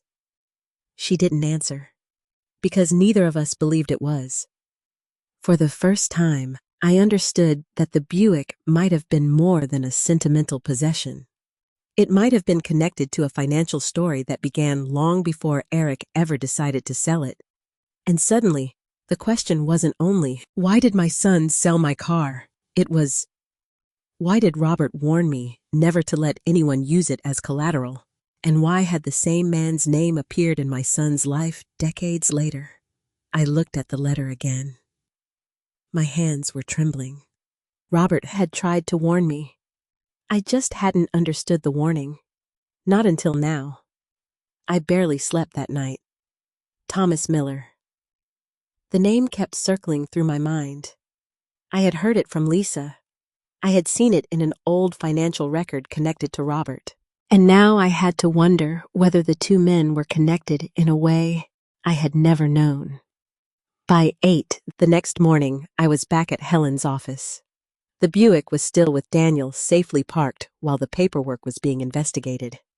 Knowing that gave me some comfort. But the letter from Robert was sitting on Helen's desk. I couldn't stop looking at it. Tell me everything you know about Thomas Miller, I said. Helen opened an old file. Not much yet, but I found the original record connected to the lien. She turned it toward me. The document was more than 20 years old. Robert's name was listed first. Thomas Miller was listed as the other party. I read the description carefully. It was an old business arrangement. Robert had once invested money into a small auto repair operation with Thomas. I stared at the page. Robert never told me about this. Apparently not. What happened to the business? Helen turned another page. It didn't last. Why financial problems? I swallowed. Was Robert involved after that? According to the records, he withdrew. Did Thomas owe him money? Yes. How much? Helen gave me the amount. It wasn't enormous by today's standards, but 20 years earlier, it had been significant. Did Thomas ever pay him back partially? I looked at the old document again. What does this have to do with the Buick? Helen pointed to a paragraph. The vehicle was listed as collateral. My heart sank. But Robert never told me. Maybe he intended to resolve it privately. Then why did he write that letter? Helen looked at me. That may be the most important question. I read Robert's handwriting again. His words had suddenly become heavier. He hadn't simply said to protect the car. He had specifically warned me not to let anyone use it as collateral. That meant he knew someone might try. And now, 20 years later, my son had somehow become connected to Thomas Miller. I felt sick. Could the old lien still affect the car? Helen shook her head. Not if it was properly released. Was it? She checked the file. Yes, she showed me the release. Robert had paid the remaining amount himself. The Buick was clear. I let out a breath. So the car was completely mine. Yes, and Thomas had no legal claim to it. Not from this old agreement. I nodded. That was important. But another question remained. Why had Thomas's name returned now? Helen suggested we find out. She searched public records and old business information. Thomas Miller had operated several small businesses over the years. Most had closed. Then she found something current. A company registered under his name. An auto consignment business. I stared at the screen. That's where Eric sold the Buick. Not exactly, Helen said.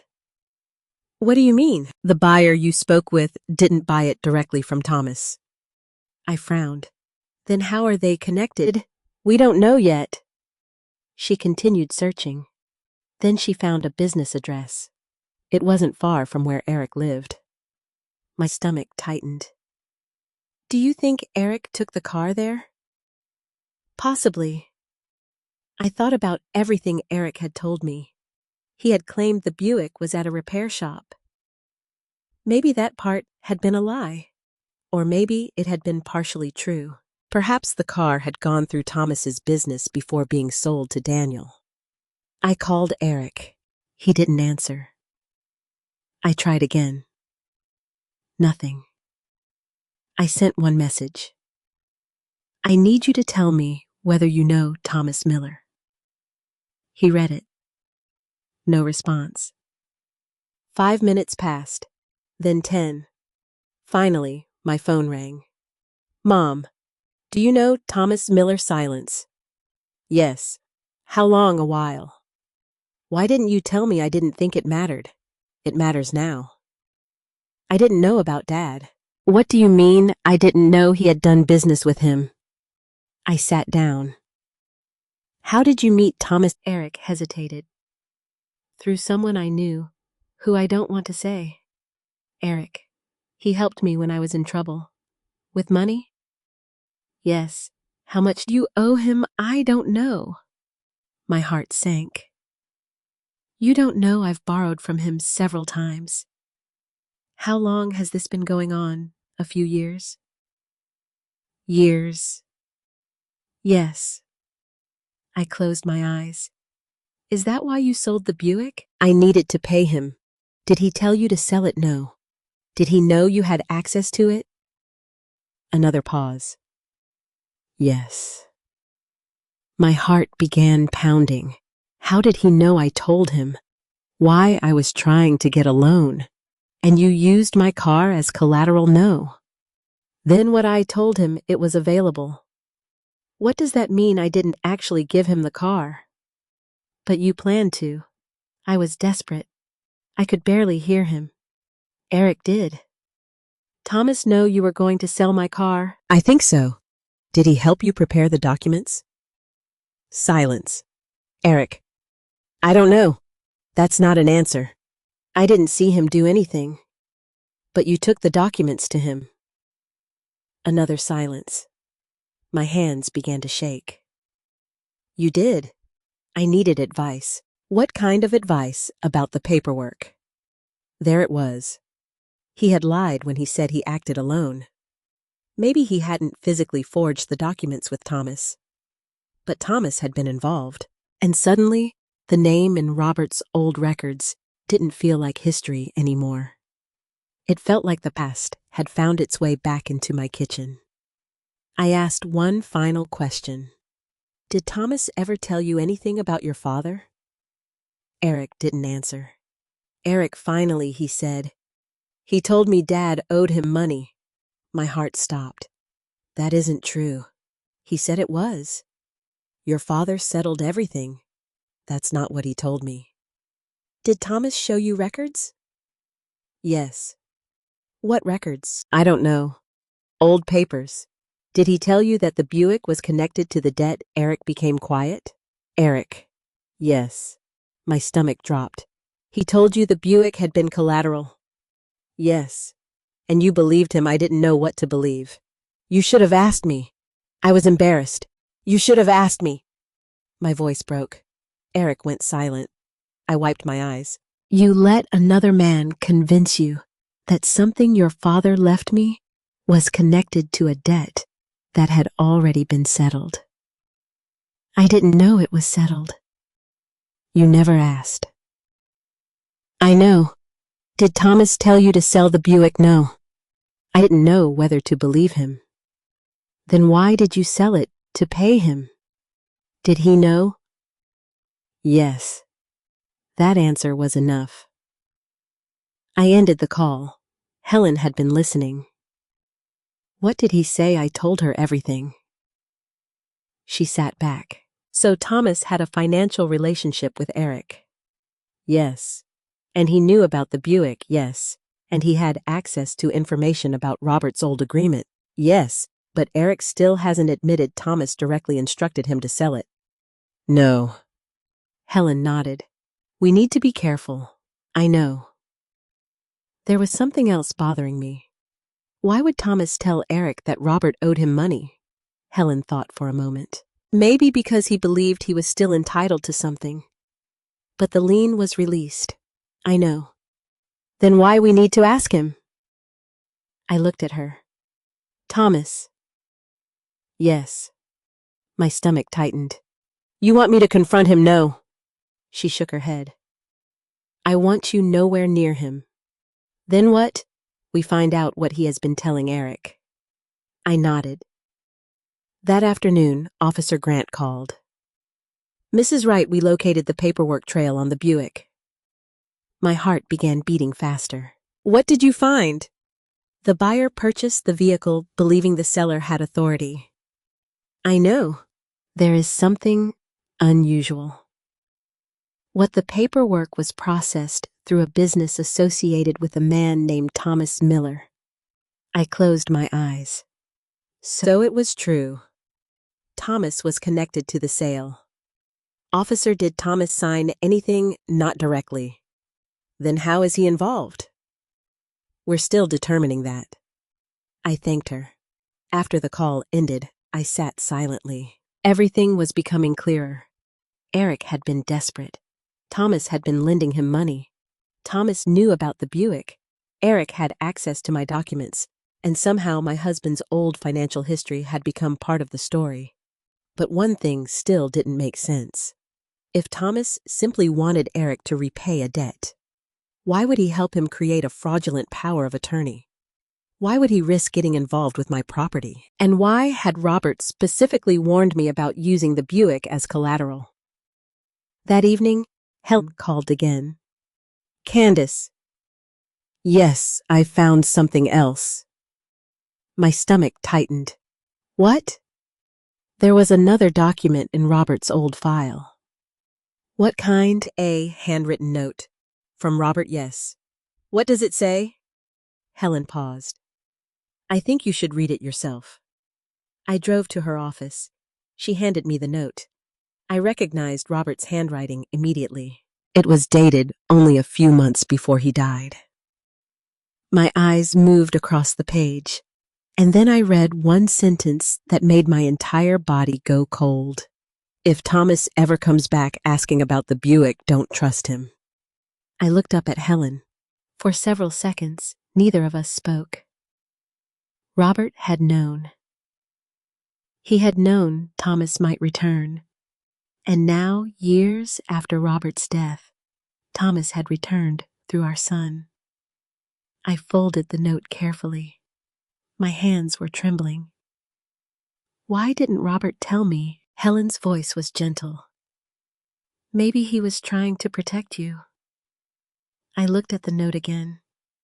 And for the first time since this nightmare began, I understood that the Buick wasn't simply the thing Eric had stolen. It was the thread connecting 2 generations of secrets. And someone had been pulling on that thread for years. I carried Robert's note home that night like it was something fragile. I placed it on the kitchen table and read it again. If Thomas ever comes back asking about the Buick, don't trust him. The words were written in Robert's handwriting, but they sounded like his voice. I could almost hear him saying them. I had spent 27 years married to that man. I knew when he was worried. I knew when he was angry. I knew when he was hiding something because he thought he was protecting me. And Robert had been hiding something. The question was what? I called Helen. I need to understand what happened between Robert and Thomas. I agree. Can you find the old business records I already started? Everything I can legally access. I thanked her and hung up. Then I called Lisa. She answered quickly. Candace, did Eric ever bring Thomas to the house? No. Did he ever mention him before the last few years? Not that I remember. What did Thomas want from him? Lisa hesitated. Money. I know that. He said Eric owed him. How much I don't know. Did Eric ever tell you what the debt was for number Lisa? I need you to think carefully. I am. Did Eric ever mention your father-in-law? She went silent. Robert? Yes, I think so. What did he say? I remember Eric telling me that Thomas claimed Robert had left something unresolved. My heart began pounding. Did Eric believe him? At first, yes. What changed, I don't know. I closed my eyes. Lisa, when did Eric first start talking about the Buick? She took a breath. About 6 months ago. 6 months. That was much earlier than I had realized. What did he say? He said the car could solve a problem. What problem he wouldn't tell me. Did he say how no? Did he mention Thomas sometimes? I wrote everything down. Was Eric afraid of him? Lisa didn't answer immediately. Yes. That one word made my stomach tighten. Why, I don't know exactly. Did Thomas threaten him? I never heard him threaten him directly. But Eric acted like he was afraid of what would happen if he didn't pay. I thanked her. After the call, I sat quietly. 6 months. Eric had been thinking about my Buick for 6 months. That meant his question about the title wasn't random. His questions about the insurance weren't random. His interest in my identification wasn't random. He had been building towards something. But why wait until I left for Florida? Because he needed time. Time to sell the car. Time to move the money. Time to make me believe it was still being repaired. And perhaps most importantly, time to create a story that would make the transaction appear legitimate. I called Officer Grant. I have more information. She asked me to come in the next morning. When I arrived, she had a folder waiting. We spoke with Daniel again, she said. Is he okay? Yes. Did he tell you anything else? He gave us the original paperwork he received. I looked at the folder.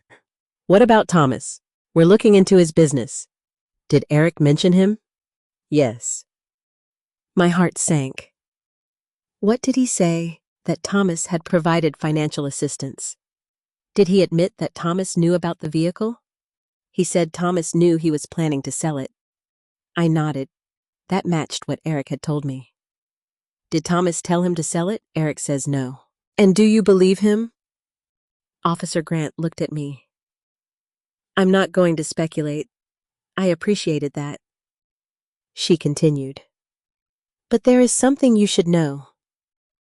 What the documents used in the sale were not all created at the same time. I frowned. What does that mean? One document appears to have been prepared several weeks before the sale. The power of attorney. Yes. My heart sank. So he planned it. It suggests preparation. I nodded. Officer Grant slid another page toward me. This is the transaction record from the business that processed the sale. I looked at it. Thomas Miller's company was listed, but there was no signature from Thomas.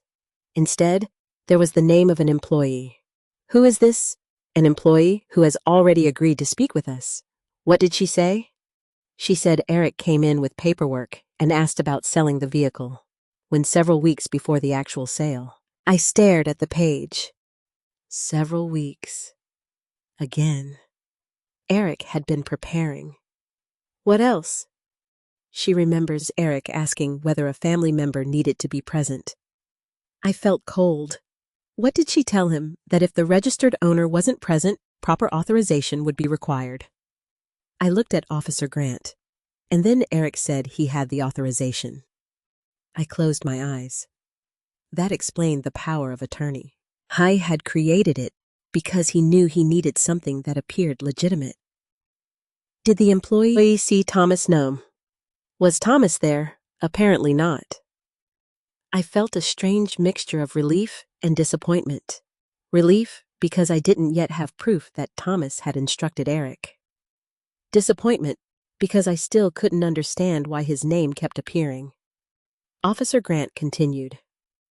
There is one more thing. She handed me another document. It was a record of a payment. Eric had received money from the sale, but the amount was smaller than what Daniel had paid. I looked at the numbers. Where did the rest go? We're still tracing it. I felt my pulse quicken. How much did Eric receive? She told me. That's not enough to explain his debt. No. Then where did the remaining money go? We don't know yet. I left the station with more questions than answers. When I got home, I found Eric standing outside my house. I stopped the car. For a moment, neither of us moved. Then he walked toward me. Mom, what are you doing here? I wanted to talk. I don't think that's a good idea. Please. I looked at him. He looked exhausted. Not angry, not defensive, just tired. Come inside. We sat in the living room. He didn't speak immediately.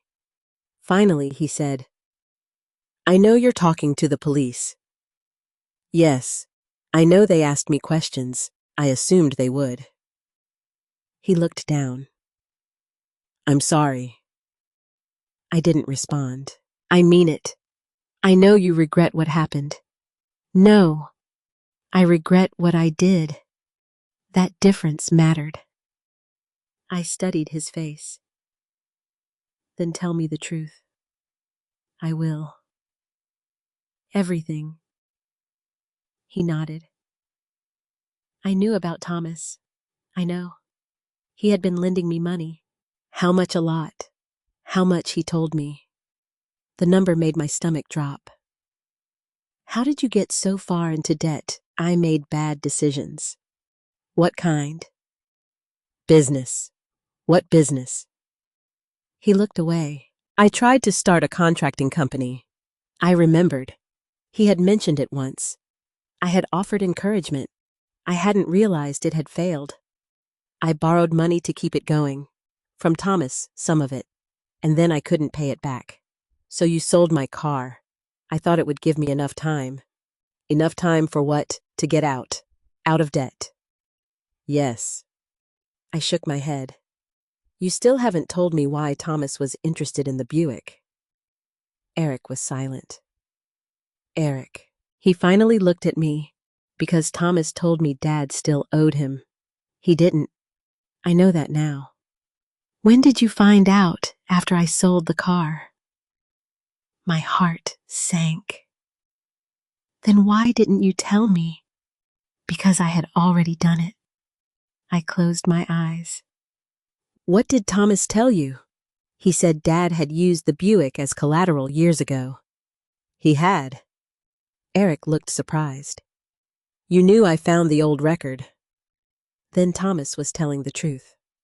Only partly. I explained that Robert had settled the debt and released the lien. Eric stared at me. He never told me that. He wanted to protect me from Thomas. Eric rubbed his face. I think Thomas knew. What makes you say that? Because when I told him I was going to sell the Buick, he didn't seem surprised. My heart stopped. What did he say? Eric swallowed. He said, Your father always knew what that car was worth. I stared at him. That sentence made no sense. Unless Thomas knew something else. Something Robert had never told me. What else did he say? Eric shook his head. Nothing. You're lying. No. Then think. He closed his eyes. I remember one thing. What he asked, whether you still had the original title. My skin prickled. When months ago? Before you planned the sale? Yes. Why would he care about the original title? I don't know. I stood. Eric, did you ever give Thomas a copy of my title? He looked at me. No. Are you sure? Yes. I studied his face. For the first time, I believed him. That raised another question. If Thomas already knew about the Buick, how? Then Eric said something that changed everything. Mom, Thomas didn't need your title. Why? Because he already had something from Dad. I froze. What? I don't know exactly. What did he have? A letter. My heart began pounding. A letter from Robert, yes. What kind of letter? I never saw it. How do you know it existed? Thomas showed me the envelope. What was on it? Eric stared at me. Your name. I felt the room go silent. An envelope. Robert's handwriting. My name. The letter I had found in the Buick. But why would Thomas have another one? Or was Eric mistaken? I asked the question that frightened me most. Eric, when did Thomas show you that envelope? He looked at me. Before you went to Florida. I couldn't breathe. The letter I had found in the Buick had been hidden there for years. Unless it hadn't. Unless someone had moved it. I looked at Eric. Was the envelope white? Yes. Did it have my name written across the front? Yes. I felt the blood drain from my face. There had only been one letter. Or at least I thought there had.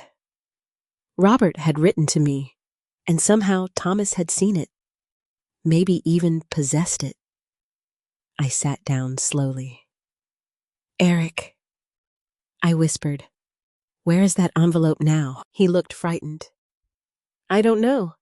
Did Thomas give it back? I don't know. Did you see him take it? No. I stared at my son.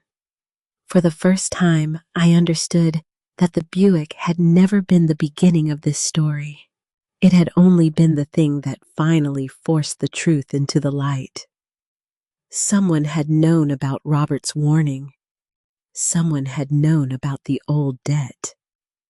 Someone had known about the Buick.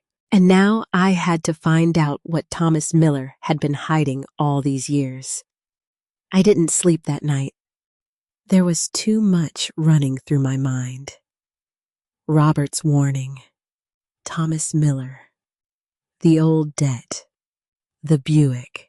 And the envelope Eric said Thomas had shown him before I left for Florida. I kept thinking about one question. If Thomas had seen Robert's letter, how had he gotten it? The envelope I found in the Buick was written in Robert's handwriting. It had my name on it, and it contained a warning about Thomas. That couldn't be a coincidence. By 7 the next morning, I was sitting in Helen's office. She listened without interrupting while I told her what Eric had said. When I finished, she leaned back. So, Thomas showed Eric an envelope from Robert, yes. Did Eric see the contents? No. Did he see Robert's handwriting? He said he recognized it. Helen thought for a moment. Then we need to know whether the letter you found is the same one. How the paper, handwriting, ink envelope date. Everything. I placed Robert's letter on her desk. Helen examined it carefully. This appears old. It is. But that doesn't prove it was inside the Buick all these years. I looked at her. What do you mean someone could have placed it there recently? My stomach tightened. You think Thomas put it there? I don't know. Or Eric, possibly. I shook my head. Eric didn't know I would find it. Maybe. That answer unsettled me. I had been searching for a simple explanation. But every answer seemed to create another question. Helen photographed the letter and envelope. Then she compared the handwriting with several old documents from Robert. It matches. I let out a breath. So it really is his. Yes. Could there have been another copy? Not unless Robert made one. I stared at her. Would he? I don't know. Then Helen noticed something. Candace. What? She pointed toward the bottom corner of the envelope. There is a faint mark here. I leaned closer. It looked like a small smudge. What is it? Could be nothing. She took a magnifying glass from her desk. After examining it, she said, It looks like adhesive residue. Adhesive possibly from a label. I frowned. There was never a label on it. Are you sure? Yes. Then someone may have removed one. My heart began pounding. A label. What kind of label? I suddenly remembered the envelope had felt slightly heavier than an ordinary letter. I had thought nothing of it. Helen continued. We should have the envelope examined. I nodded. Do it. She arranged for the document to be preserved as evidence. Then she looked at me. There's another issue. What the old lien? What about it? If Thomas really believed he still had an interest in the Buick, he may have been trying to recover something he thought belonged to him. But the lien was released. Yes. Then he had no right. Correct. I sat back. Then why would he convince Eric otherwise? That is what we need to understand. Later that afternoon, Officer Grant called. We located Thomas Miller. My stomach tightened. Where he operates a business outside Raleigh. Did you speak to him? Yes. What did he say? He denies instructing Eric to sell the Buick. I wasn't surprised. Does he admit knowing Eric? Yes. Does he admit lending him money? Yes. Does he admit knowing about the Buick? She paused. Yes. Heart sank. How long has he known? He says Eric told him about it several months ago. That matches what Eric said. There's more. What Thomas claims, Robert owed him money. I closed my eyes. Of course he does. However, the records show the debt was settled. So why is he saying otherwise? We don't know. Did he mention the letter? Officer Grant became quiet. What letter? My heart stopped. Robert's letter. I haven't told you about that yet. Candace, I need to know exactly what you mean. I explained. Officer Grant listened. Thomas denied ever seeing a letter from Robert, but Eric says he did. Yes, then someone is lying. Possibly. I thanked her. After the call, I sat at the kitchen table. For the first time, I wondered whether Eric had been manipulated. That didn't excuse what he had done, but it changed the shape of the story. Maybe Thomas had convinced him that the Buick was somehow still connected to an old debt. Maybe Eric had believed him because he was desperate. Maybe Thomas had encouraged him to sell the car, and maybe the forged documents were Eric's own idea. I didn't know. That uncertainty was painful. Then my phone rang. It was Daniel. Mrs. Wright. Yes, I found something else. My heart sank. What? There was a small compartment underneath the glove box. I frowned. I never knew about that. Neither did I. What was inside another envelope? I stood immediately. Another one. Yes. What does it say? Your name. I couldn't breathe. Candace Wright. Yes. Is it the same handwriting? I think so. Don't touch it. I already photographed it. Good. I haven't opened it. Thank you. I called Helen immediately. She arrived within an hour. We drove to Daniel's house. The second envelope was sitting on the kitchen table. I stared at it. It looked almost identical to the first. White. Plain. My name written across the front. Robert's handwriting. But this time, something felt different. I couldn't explain it. Maybe because I knew now that someone else had seen an envelope like this. Maybe because I was beginning to suspect there had been more than one. Helen examined it. Don't open it yet. I nodded. Officer Grant arrived shortly afterward. She documented everything. Then she asked me whether I wanted to open it. I looked at Helen. She nodded. I carefully opened the envelope. Inside was another handwritten letter. I unfolded it. My eyes moved across the first line. Then I stopped. This wasn't the same letter. It was another letter from Robert. and the first sentence made my heart break. Candace, if you're reading this, something has gone wrong with the agreement I made years ago. I sat down. Helen read over my shoulder. The letter explained that Robert had once loaned Thomas money to help him keep his business alive. Thomas had promised to repay him. When Thomas failed, Robert had used the Buick as temporary collateral. But Robert had eventually paid off the remaining debt himself because he no longer trusted Thomas. Then came the part that made my hands shake. Robert wrote that Thomas had continued insisting that he was entitled to the Buick. Robert refused. He had warned Thomas that the agreement was finished. And then Robert wrote, "If Thomas ever contacts you after I'm gone, do not let him convince you that the Buick belongs to him." I looked at Helen. The pieces were finally fitting together. But there was one final paragraph. I read it slowly. Robert wrote that he feared Thomas might try to approach Eric someday. Not me. Eric. My heart stopped. Why would Robert worry about Eric? Helen kept reading. The answer was there. Robert believed Thomas knew Eric was young, impulsive, and eager to prove himself. He feared Thomas might someday use Eric's weaknesses to reopen the old dispute. I covered my mouth. Robert had seen something 20 years ago that I hadn't. He had understood Thomas's character. And somehow, all these years later, Thomas had found his way back to my son. I kept reading. The final sentence was short. If Eric ever comes to you saying he owes Thomas money, believe me before you believe Thomas. My eyes filled with tears. Eric had come to me. He had told me he owed Thomas money, and I had almost believed the wrong person. I folded the letter carefully. Robert knew. Helen nodded.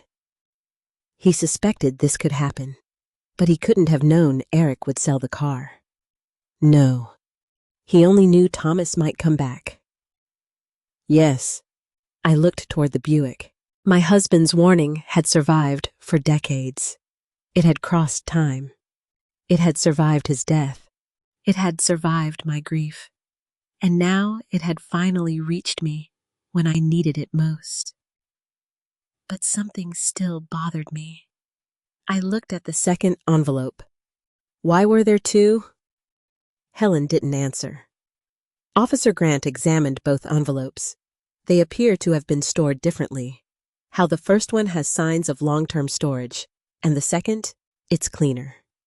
My heart sank. How much cleaner? Hard to say. Are you saying someone may have placed the second letter in the car recently? Yes.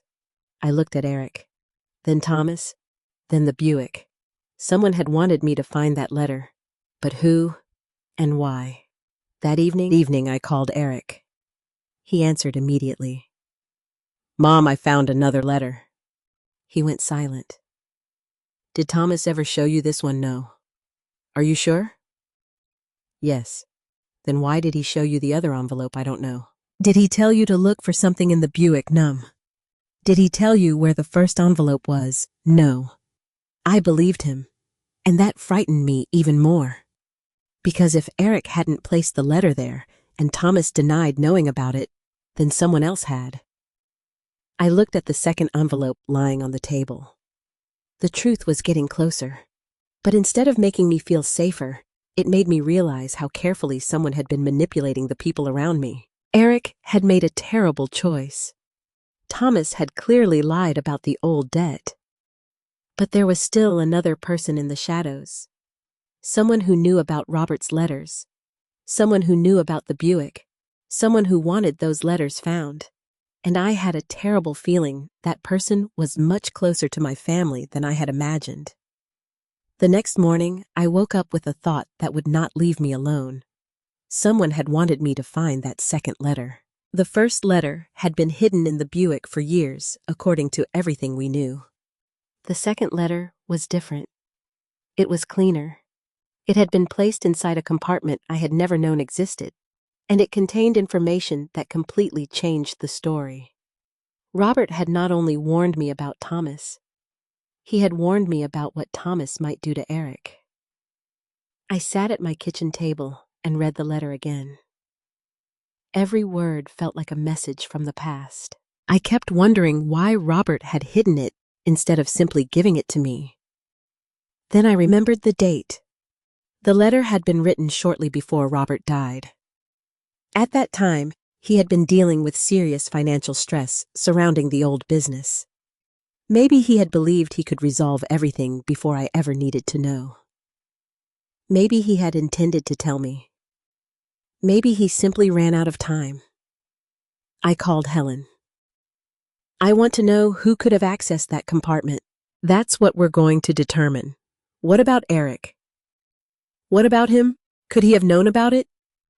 He says no, and I believe him. Helen paused. That matters. But I still don't understand who put the letter there. We may find out. I drove to her office.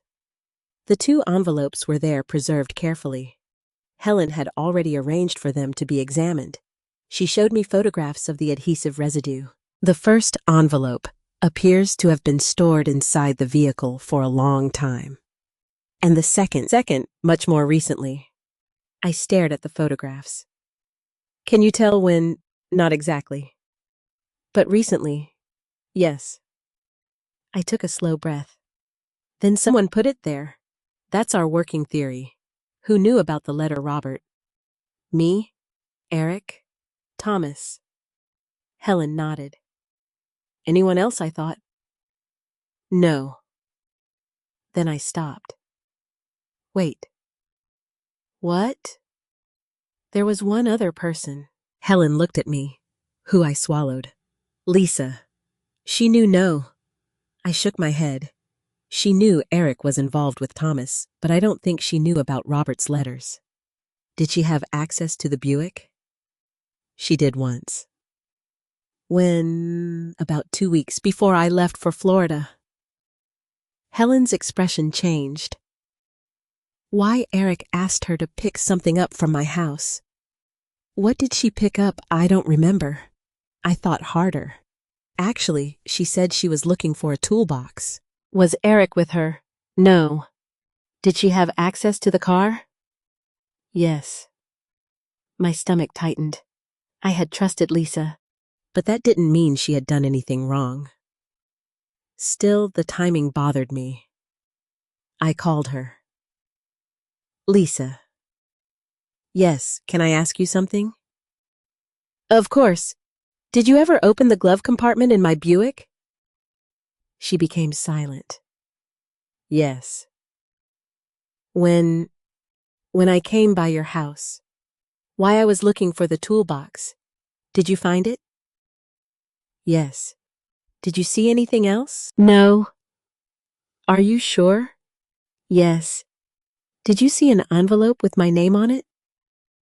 She hesitated. I felt my heart sink. Lisa, I think I did. What do you mean you think I remember seeing something white? Did you touch it? No. Did you read it? No. Did you tell Eric about it? She became quiet. Lisa, I might have mentioned it. My pulse quickened. When? After I found the toolbox. What did Eric say? He asked what kind of envelope it was. What did you tell him? That it had your name on it? I closed my eyes. So Eric knew about the letter. I didn't know it was important. Did you tell anyone else? No. Are you sure? Yes. I thanked her and ended the call. I immediately told Helen. Then Eric knew the envelope existed. Yes, but he still says he never saw the letter. Those are different things. I nodded, but there was something else. If Eric knew about the envelope, why had he never mentioned it? I called him. He answered quickly. Mom Lisa told me she saw the envelope in the Buick. He went silent. You knew about it. I knew she saw something. You knew it was from Dad, no. She said she told you it had my name on it. I forgot. You forgot, yes. Eric, this matters. I know. Why didn't you tell me? I didn't think it was important. I closed my eyes. Did Thomas ever ask you about a letter? He hesitated. No. Think carefully. I don't remember. Eric. Okay. He took a breath. There was one time, before you left for Florida, what did he say? He asked if I had found anything among your father's things. My heart stopped. What did you say? I said no. Did he mean the Buick? Yes. What exactly did he say? Eric was silent for several seconds. He said, your father had hidden something. What I don't know. Did he tell you to look? No. Are you sure? Yes. I sat down. Eric, did you ever search the Buick? Another pause. Yes. When before the sale. My hands went cold. What were you looking for? I don't know. You were looking for something Thomas wanted. I didn't know what it was. Did you find anything? No. I thought about the first letter. The one Eric had apparently missed. The one that had been hidden inside the glove compartment. Then I remembered the second compartment. The one Eric may not have known existed. I asked him one final question. Did you ever open the lower compartment beneath the glove box? No. Why not? I didn't know it was there. I believed him. That meant someone else had found it. Someone who knew the Buick well. Someone who knew Robert's habits. Someone who had access to the car before Daniel bought it. The question suddenly became obvious. Who had access to the Buick after Eric sold it Daniel? But Daniel had no reason to hide anything, and he had called me voluntarily. He had even refused to open the envelope. That left the period between Eric taking the car and Daniel buying it. The vehicle had been processed through Thomas's business. I called Officer Grant. I think we need to look at the business records again. What are you looking for? Who had physical access to the Buick? She understood immediately. I'll check. That afternoon, she called back. We found something. My heart began pounding. What? There's a security camera at Thomas Miller's business. Does it cover the lot partially? Can you see the Buick? Yes. When on the day it arrived, I sat down. Who was with it, Eric? Anyone else? Yes. Who, officer? Grant paused. Thomas wasn't there. My heart sank. Then who? One of the employees. Who she gave me the name. I didn't recognize it. What did he do? He moved the vehicle to a rear section of the lot. Why, we don't know. Can I see the footage? Not yet. Why, it's evidence. I understood. Then she said something else. The employee made a phone call shortly after moving the vehicle, to whom we're trying to identify the number. I felt a strange sense of hope. Maybe this was finally the missing piece. But Officer Grant wasn't finished. There is another camera. We're inside the office. What does it show Eric entering the office? Was Thomas there?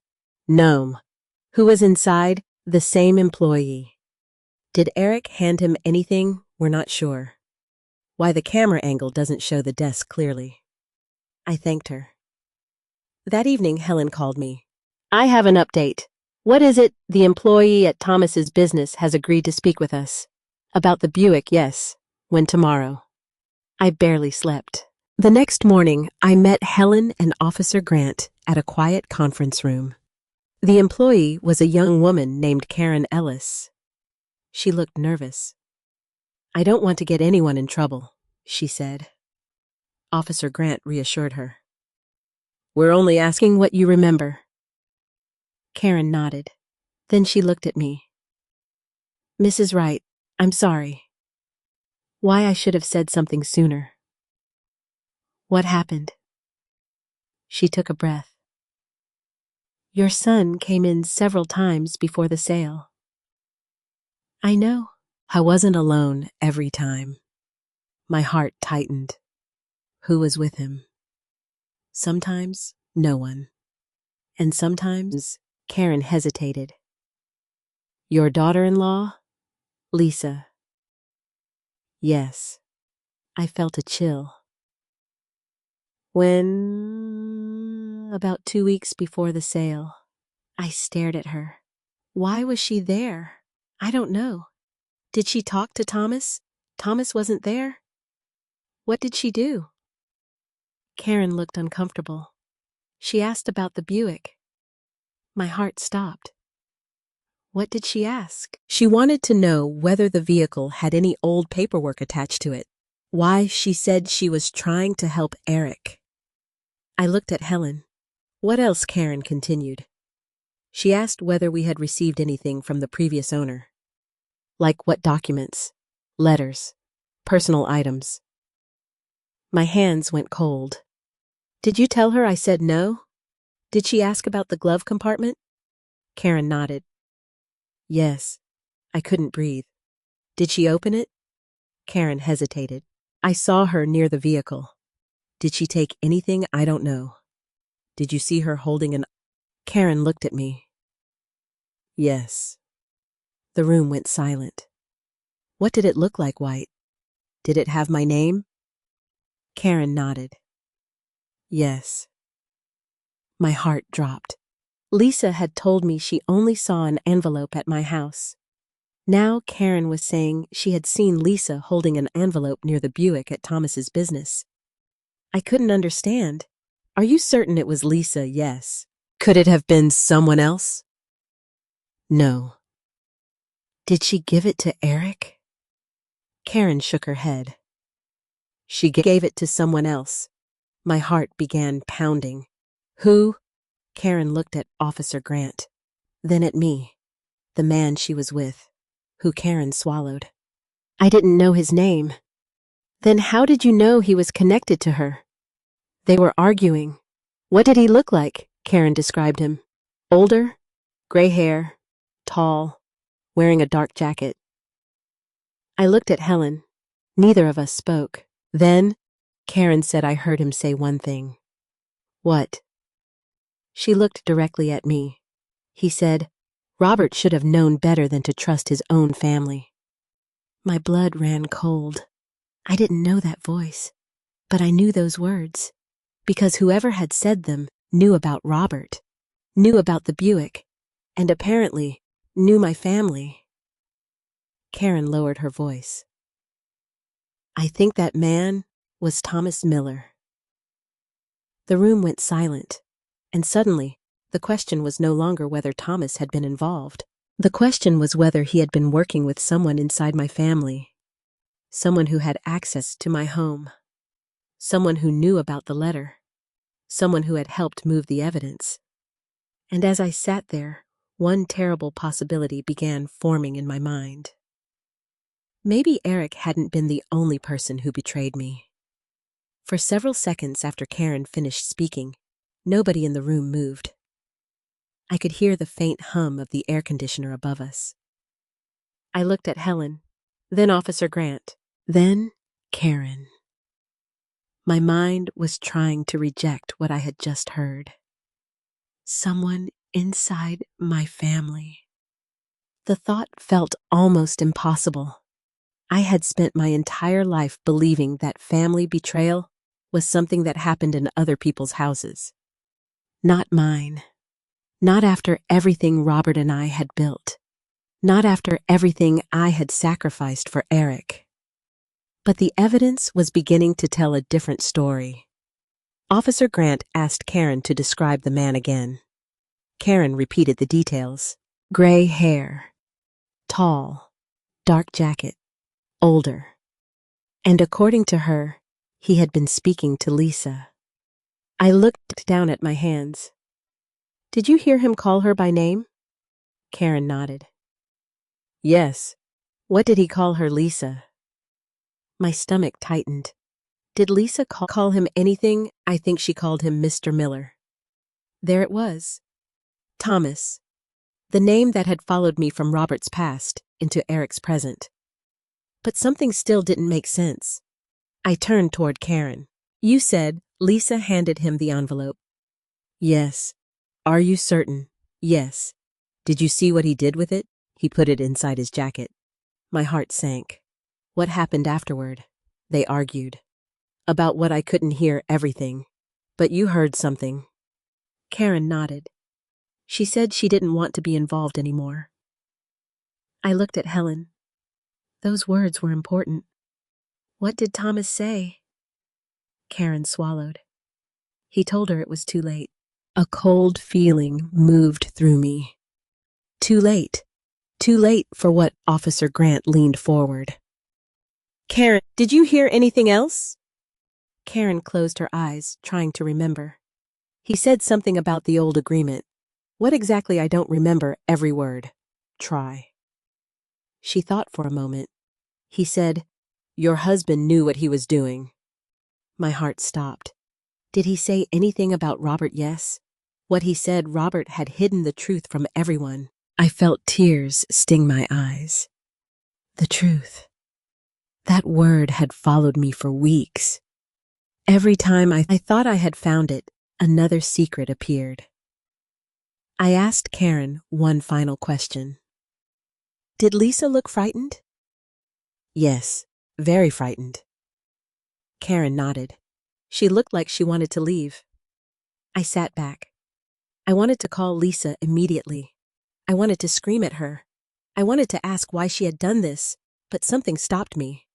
If Lisa was involved, I needed to understand why. I left the interview with Helen and Officer Grant. In the parking lot, I finally said what had been sitting inside me. I don't want to believe it. Helen looked at me. Neither do I. Lisa has been married to my son for years. I know. She has been in my home. I know. I trusted her. That doesn't mean she betrayed you. But Karen saw her. Yes. Then she took the envelope. We don't know why. I nodded. That distinction mattered. I couldn't turn suspicion into certainty. Not yet. Officer Grant said they were going to continue investigating. I drove home. I sat in my driveway for nearly 20 minutes before going inside. The house felt different. Every room seemed to hold a memory. The kitchen where Eric had eaten breakfast as a child. The hallway where Robert had hung his coat. The living room where Lisa had once sat beside me during Christmas. I suddenly wondered how many things I had overlooked because I trusted people. My phone rang. Lisa. I stared at her name, then I answered. Candace, where are you at home? We need to talk. Yes. There was a long pause. About what happened? Yes. I know you know. My heart stopped. What do you mean I know Karen talked to you? I closed my eyes. How Thomas told me. I sat down. You spoke to Thomas today. Yes, why I wanted to end this. What is this? Lisa. She started crying. I didn't know how to stop it. Then tell me the truth. I will. Everything. I will. Her voice broke. I was scared. Of Thomas. Yes. Why he knew about Eric's debt. That isn't enough. He knew about me too. I froze. What does that mean? He knew I had borrowed money. My stomach tightened. You borrowed money from Thomas? Yes. For what, medical bills? I remained silent. She continued. I didn't tell Eric. How much? Not much. But you owed him. Yes. I began to understand. Thomas wasn't only connected to Eric. He had leverage over Lisa too. What did he want from you at first? Money. And later, he wanted information. What information about your house? My heart sank. What kind of information? Documents. Which documents? Anything connected to Robert. I could barely breathe. Why? He said Robert had cheated him. He hadn't. I know that now. When did Thomas approach you months ago? Before Eric planned to sell the Buick, yes. What did he ask you to do? She was silent. Lisa, he wanted me to find the original title. My hands went cold. Did you? No. Did you search for it? Yes. I closed my eyes. That explained why she had been in my house. The toolbox, the glove compartment, the documents, everything. Did you find Robert's letters? No. Then what did you find? I found the envelope. Which envelope? The first one. My heart stopped. The one in the glove compartment. Yes. Did you open it? No. Did you read it? No. Then why did you take it? I didn't. Karen says you handed it to Thomas. I didn't take it from your car. Then where did you get it? I found it at your house. I frowned. You said you didn't take anything. I didn't know what it was. Lisa, stop. She cried harder. Candace, please. You handed it to Thomas. Yes. Why? Because he told me it was important. I felt betrayed all over again. You gave him a letter written by my husband. I didn't know what it said. You knew it was Robert's. Yes. And you gave it to him. Yes. I stood and walked toward the window. Why? Because he threatened to expose me. Expose what my debt. I closed my eyes. So you helped him. I didn't know what else to do. You could have come to me. I was ashamed. That word again. Shame. Eric had used it. Now Lisa was using it. And somehow, shame had become the excuse that allowed dangerous people to control them. What did Thomas do with the letter? I don't know. Where is it? I don't know. Then what is the second letter? She became silent. You know about the second letter? Yes, how Thomas showed it to me. My heart stopped. When, after the first letter? So, Thomas had both, yes. Where did he get the second one? I don't know. Lisa, think. I think Eric gave it to him. My body went still. Eric. Yes. Why, I don't know. I immediately called Eric. He answered. Mom, did you give Thomas one of Dad's letters? Silence. Then he whispered. Yes. My heart broke. Why? Because I thought it would prove he was telling the truth. You gave him my husband's letter? I didn't know what else to do. Did you read it? No. Did Thomas read it? Yes. I sat down. What did he say afterward? He said Dad had lied to us. He was lying to you. I know. When did you realize? When I found out the debt had been settled. Then why didn't you tell me? I was afraid. I closed my eyes. Both of them had been afraid. Both had been manipulated. But both had made choices. And I was the one paying the emotional price. I asked Eric one final question. Did you ever give Thomas the original title? No. Did Lisa? No. Then what was Thomas looking for? Eric hesitated. I think he wanted proof that Dad still owed him. He didn't. I know. I hung up. For the first time, I could see the entire shape of the betrayal. Eric had been drowning in debt. Thomas had used the old dispute to convince him that Robert had left an obligation behind. Lisa had been frightened by her own debt and had given Thomas information. Thomas had used both of them. But one question remained. Why the Buick? The answer came the following afternoon. Officer Grant called me. We found the missing financial record. What record? The final settlement between Robert and Thomas. My heart began pounding. Where at Thomas's business? He had it? Yes. Why, we don't know. What does it prove that Robert paid the remaining debt in full? I closed my eyes. Finally. Proof. Then Thomas knew the debt was settled. Yes. So he lied to Eric. Yes. Officer Grant continued. But there's more. What the document contains a handwritten note from Thomas. What does it say? She paused. It says, the Buick was never the real issue. My stomach dropped. What was the real issue we're still investigating? I felt a chill. The car, the debt, the letters, all of it had been a distraction. Thomas hadn't wanted the Buick because of its value. He had wanted something connected to Robert, something he believed was hidden, and somehow my son had been pulled into the search. I thought about the second compartment, the letters, the old records. Then I remembered Robert's warning. He hadn't simply told me not to trust Thomas. He had told me to protect the Buick. Maybe because he knew something was hidden inside it. Something Thomas had spent years trying to find. I called Helen. We need to search the Buick, for what I don't know. She was silent.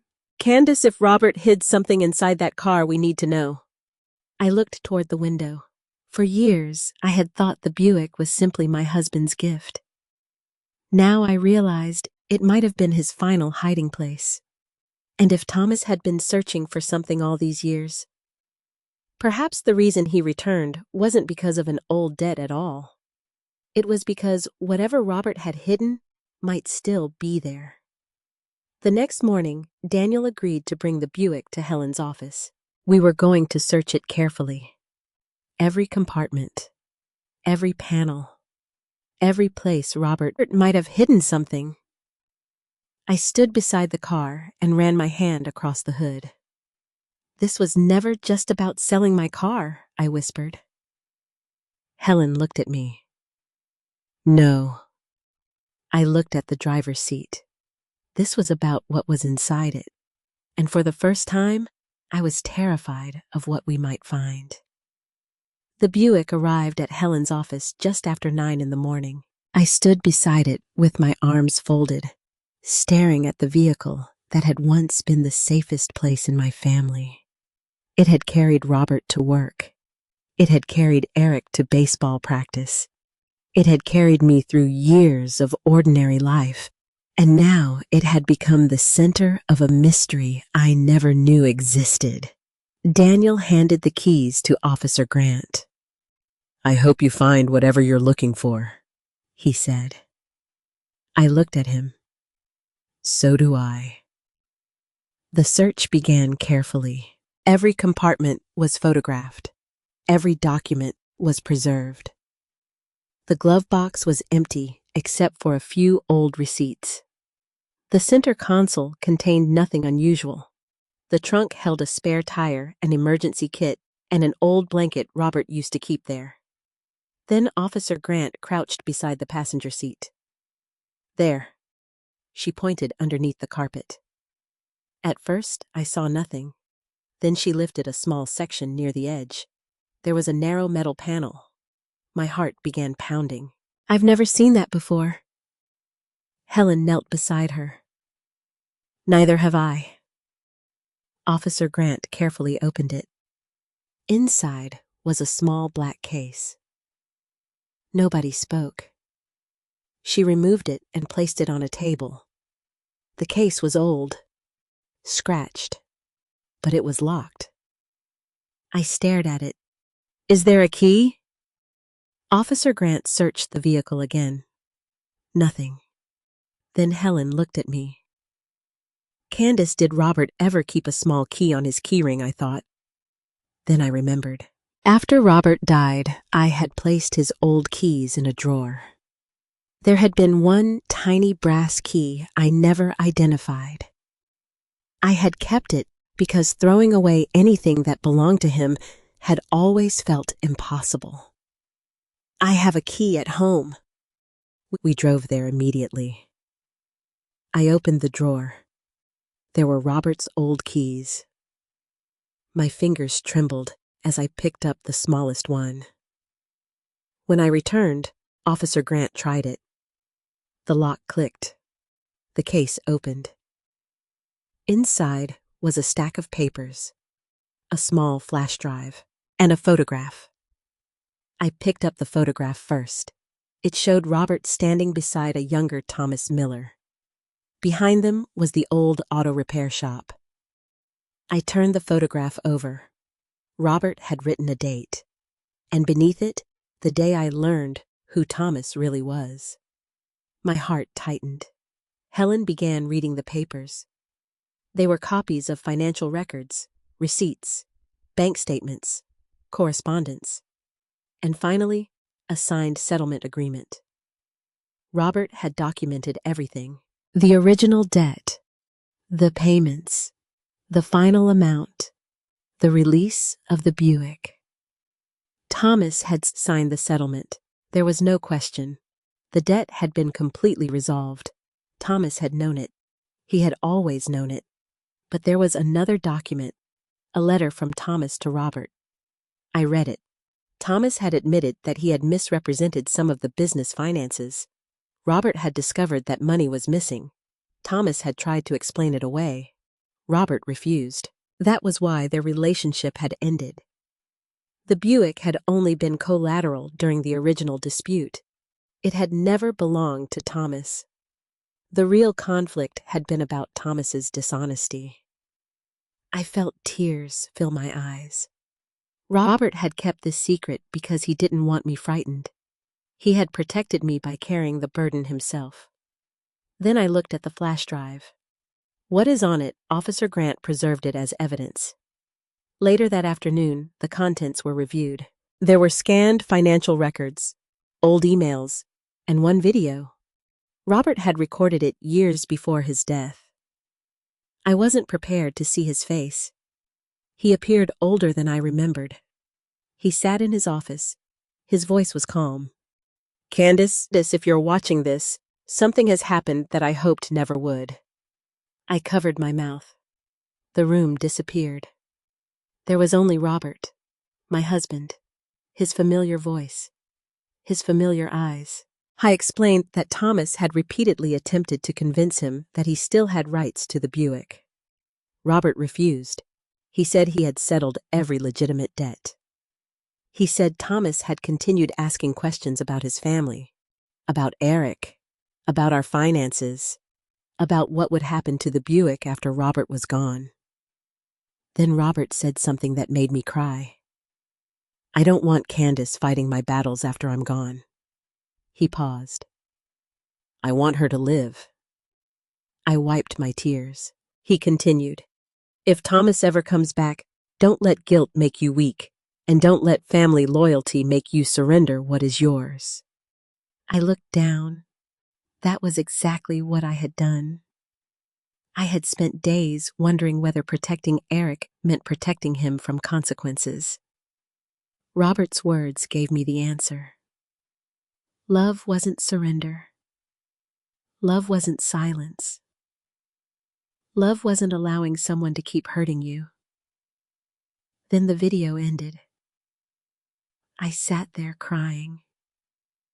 Helen placed a hand over mine. He loved you very much. I know. But there was one more question. What about Eric? The evidence showed that Thomas had manipulated him. But Eric had still forged my signature. He had still sold my car. He had still lied. There had to be consequences. Officer Grant eventually explained that the investigation had established enough evidence to move forward. Thomas had knowingly misrepresented the old debt. He had pressured both Eric and Lisa. I had retained documents that should never have been in his possession. And he had used the old financial dispute to manipulate Eric into believing the Buick could be treated as collateral. Eric's actions were also documented. But because he had cooperated, returned the money he still had, and admitted what he had done, The situation did not unfold the way I had feared. There were legal consequences. There were financial consequences. There were months of restitution and formal agreements. But Eric was not allowed to walk away pretending nothing had happened, and neither was Thomas. The Buick was officially returned to me when I received the paperwork confirming that I cried. Not because of the car, because of what it represented. My ownership, my husband's memory, and my right to say no.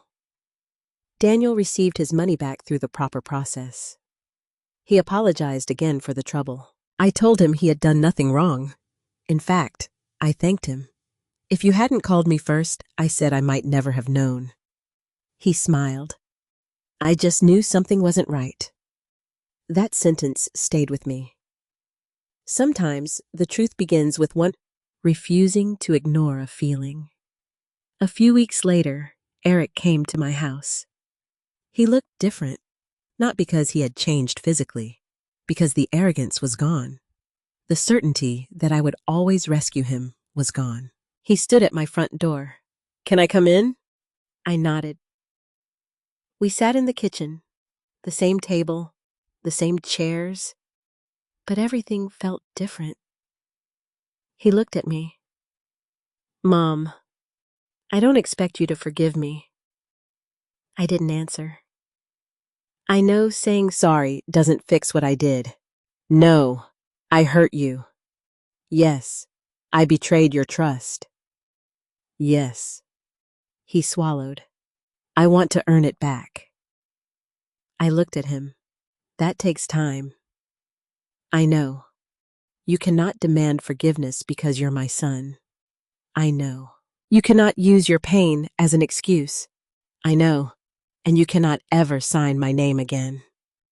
A small, sad smile appeared on his face. I won't. I reached across the table, not to rescue him, not to erase what happened, just to acknowledge that he was still my son. "I love you," I said. His eyes filled with tears. "I love you too. But things are going to be different. I understand." And they were. I stopped lending money without questions. I stopped solving problems that weren't mine. I stopped confusing being a good mother with being endlessly available. Eric began rebuilding his life honestly. Lisa separated herself from Thomas's influence and dealt with her own financial problems. And Thomas faced the consequences of the choices he had made years before. As for me, I kept the Buick. I had it cleaned. I repaired the small scratches. I replaced the worn floor mats, but I didn't restore it to look brand new. I wanted some of the imperfections to remain. They reminded me that beautiful things can survive damage. One Sunday morning, I drove the Buick to the cemetery. I parked beneath a tree near Robert's grave. I sat inside for a long time. Then I took his photograph from my purse. "I finally understood your warning," I whispered. The wind moved gently through the trees. For the first time in years, I didn't feel like I was carrying Robert's unfinished business. I felt like I was carrying his wisdom. And there was a difference. I placed the photograph back in my purse. Then I started the engine. As I drove away, I realized something I wish I had understood much earlier. Sometimes the hard thing a mother can do is stop protecting her child from the consequences of his choices. Sometimes saying no is an act of love. Sometimes forgiveness doesn't mean pretending nothing happened. And sometimes justice isn't about destroying the person who hurt you. It's about refusing to let what they did destroy you. I drove home slowly. The same Buick, the same road. But I was not the same woman who had left for Florida believing the biggest problem in her life was being away from home. I had lost trust. I had discovered secrets. I had faced betrayal from people I loved. But I had also found something I had almost forgotten: my own strength. And when I pulled into my driveway, I looked at the car one last time. For years, I thought Robert had left me a Buick. Now I understood. He had left me a warning, a lesson, and the courage to protect what was mine. Life, lesson, and final message. Looking back, I don't think the greatest lesson in my story was about a stolen car. It was about boundaries. For years, I believed being a loving mother meant always being available, always forgiving, and always fixing whatever went wrong in my children's lives. I thought saying no would make me cold. I thought protecting my family meant carrying their problems quietly. But I learned that love without boundaries can sometimes become an invitation for people to take more than they should. Eric was my son, and I loved him. That never changed. But loving him did not mean allowing him to lie, forge my name, or take something that belonged to me. Forgiveness and accountability can exist together. You can forgive someone without giving them permission to hurt you again. You can love your family and still protect yourself. And sometimes the most loving thing you can do for someone is allow them to face the consequences of their choices. I also learned that betrayal doesn't have to be the end of your story. It can become the moment you finally discover your own strength. If someone you trusted has ever disappointed you, I hope you remember this: their choices do not define your worth. You are allowed to say no. You are allowed to protect your peace. You are allowed to start over. And most importantly, you are allowed to love people without losing yourself in the process. If Candace's story touched your heart, I'd love to hear from you. Would you have reported your own child if you were in Candace's position? Would you have forgiven Eric, or would you have walked away completely? Tell me your thoughts in the comments. And if you're watching from somewhere in the world, tell me where you're watching from and what time it is there.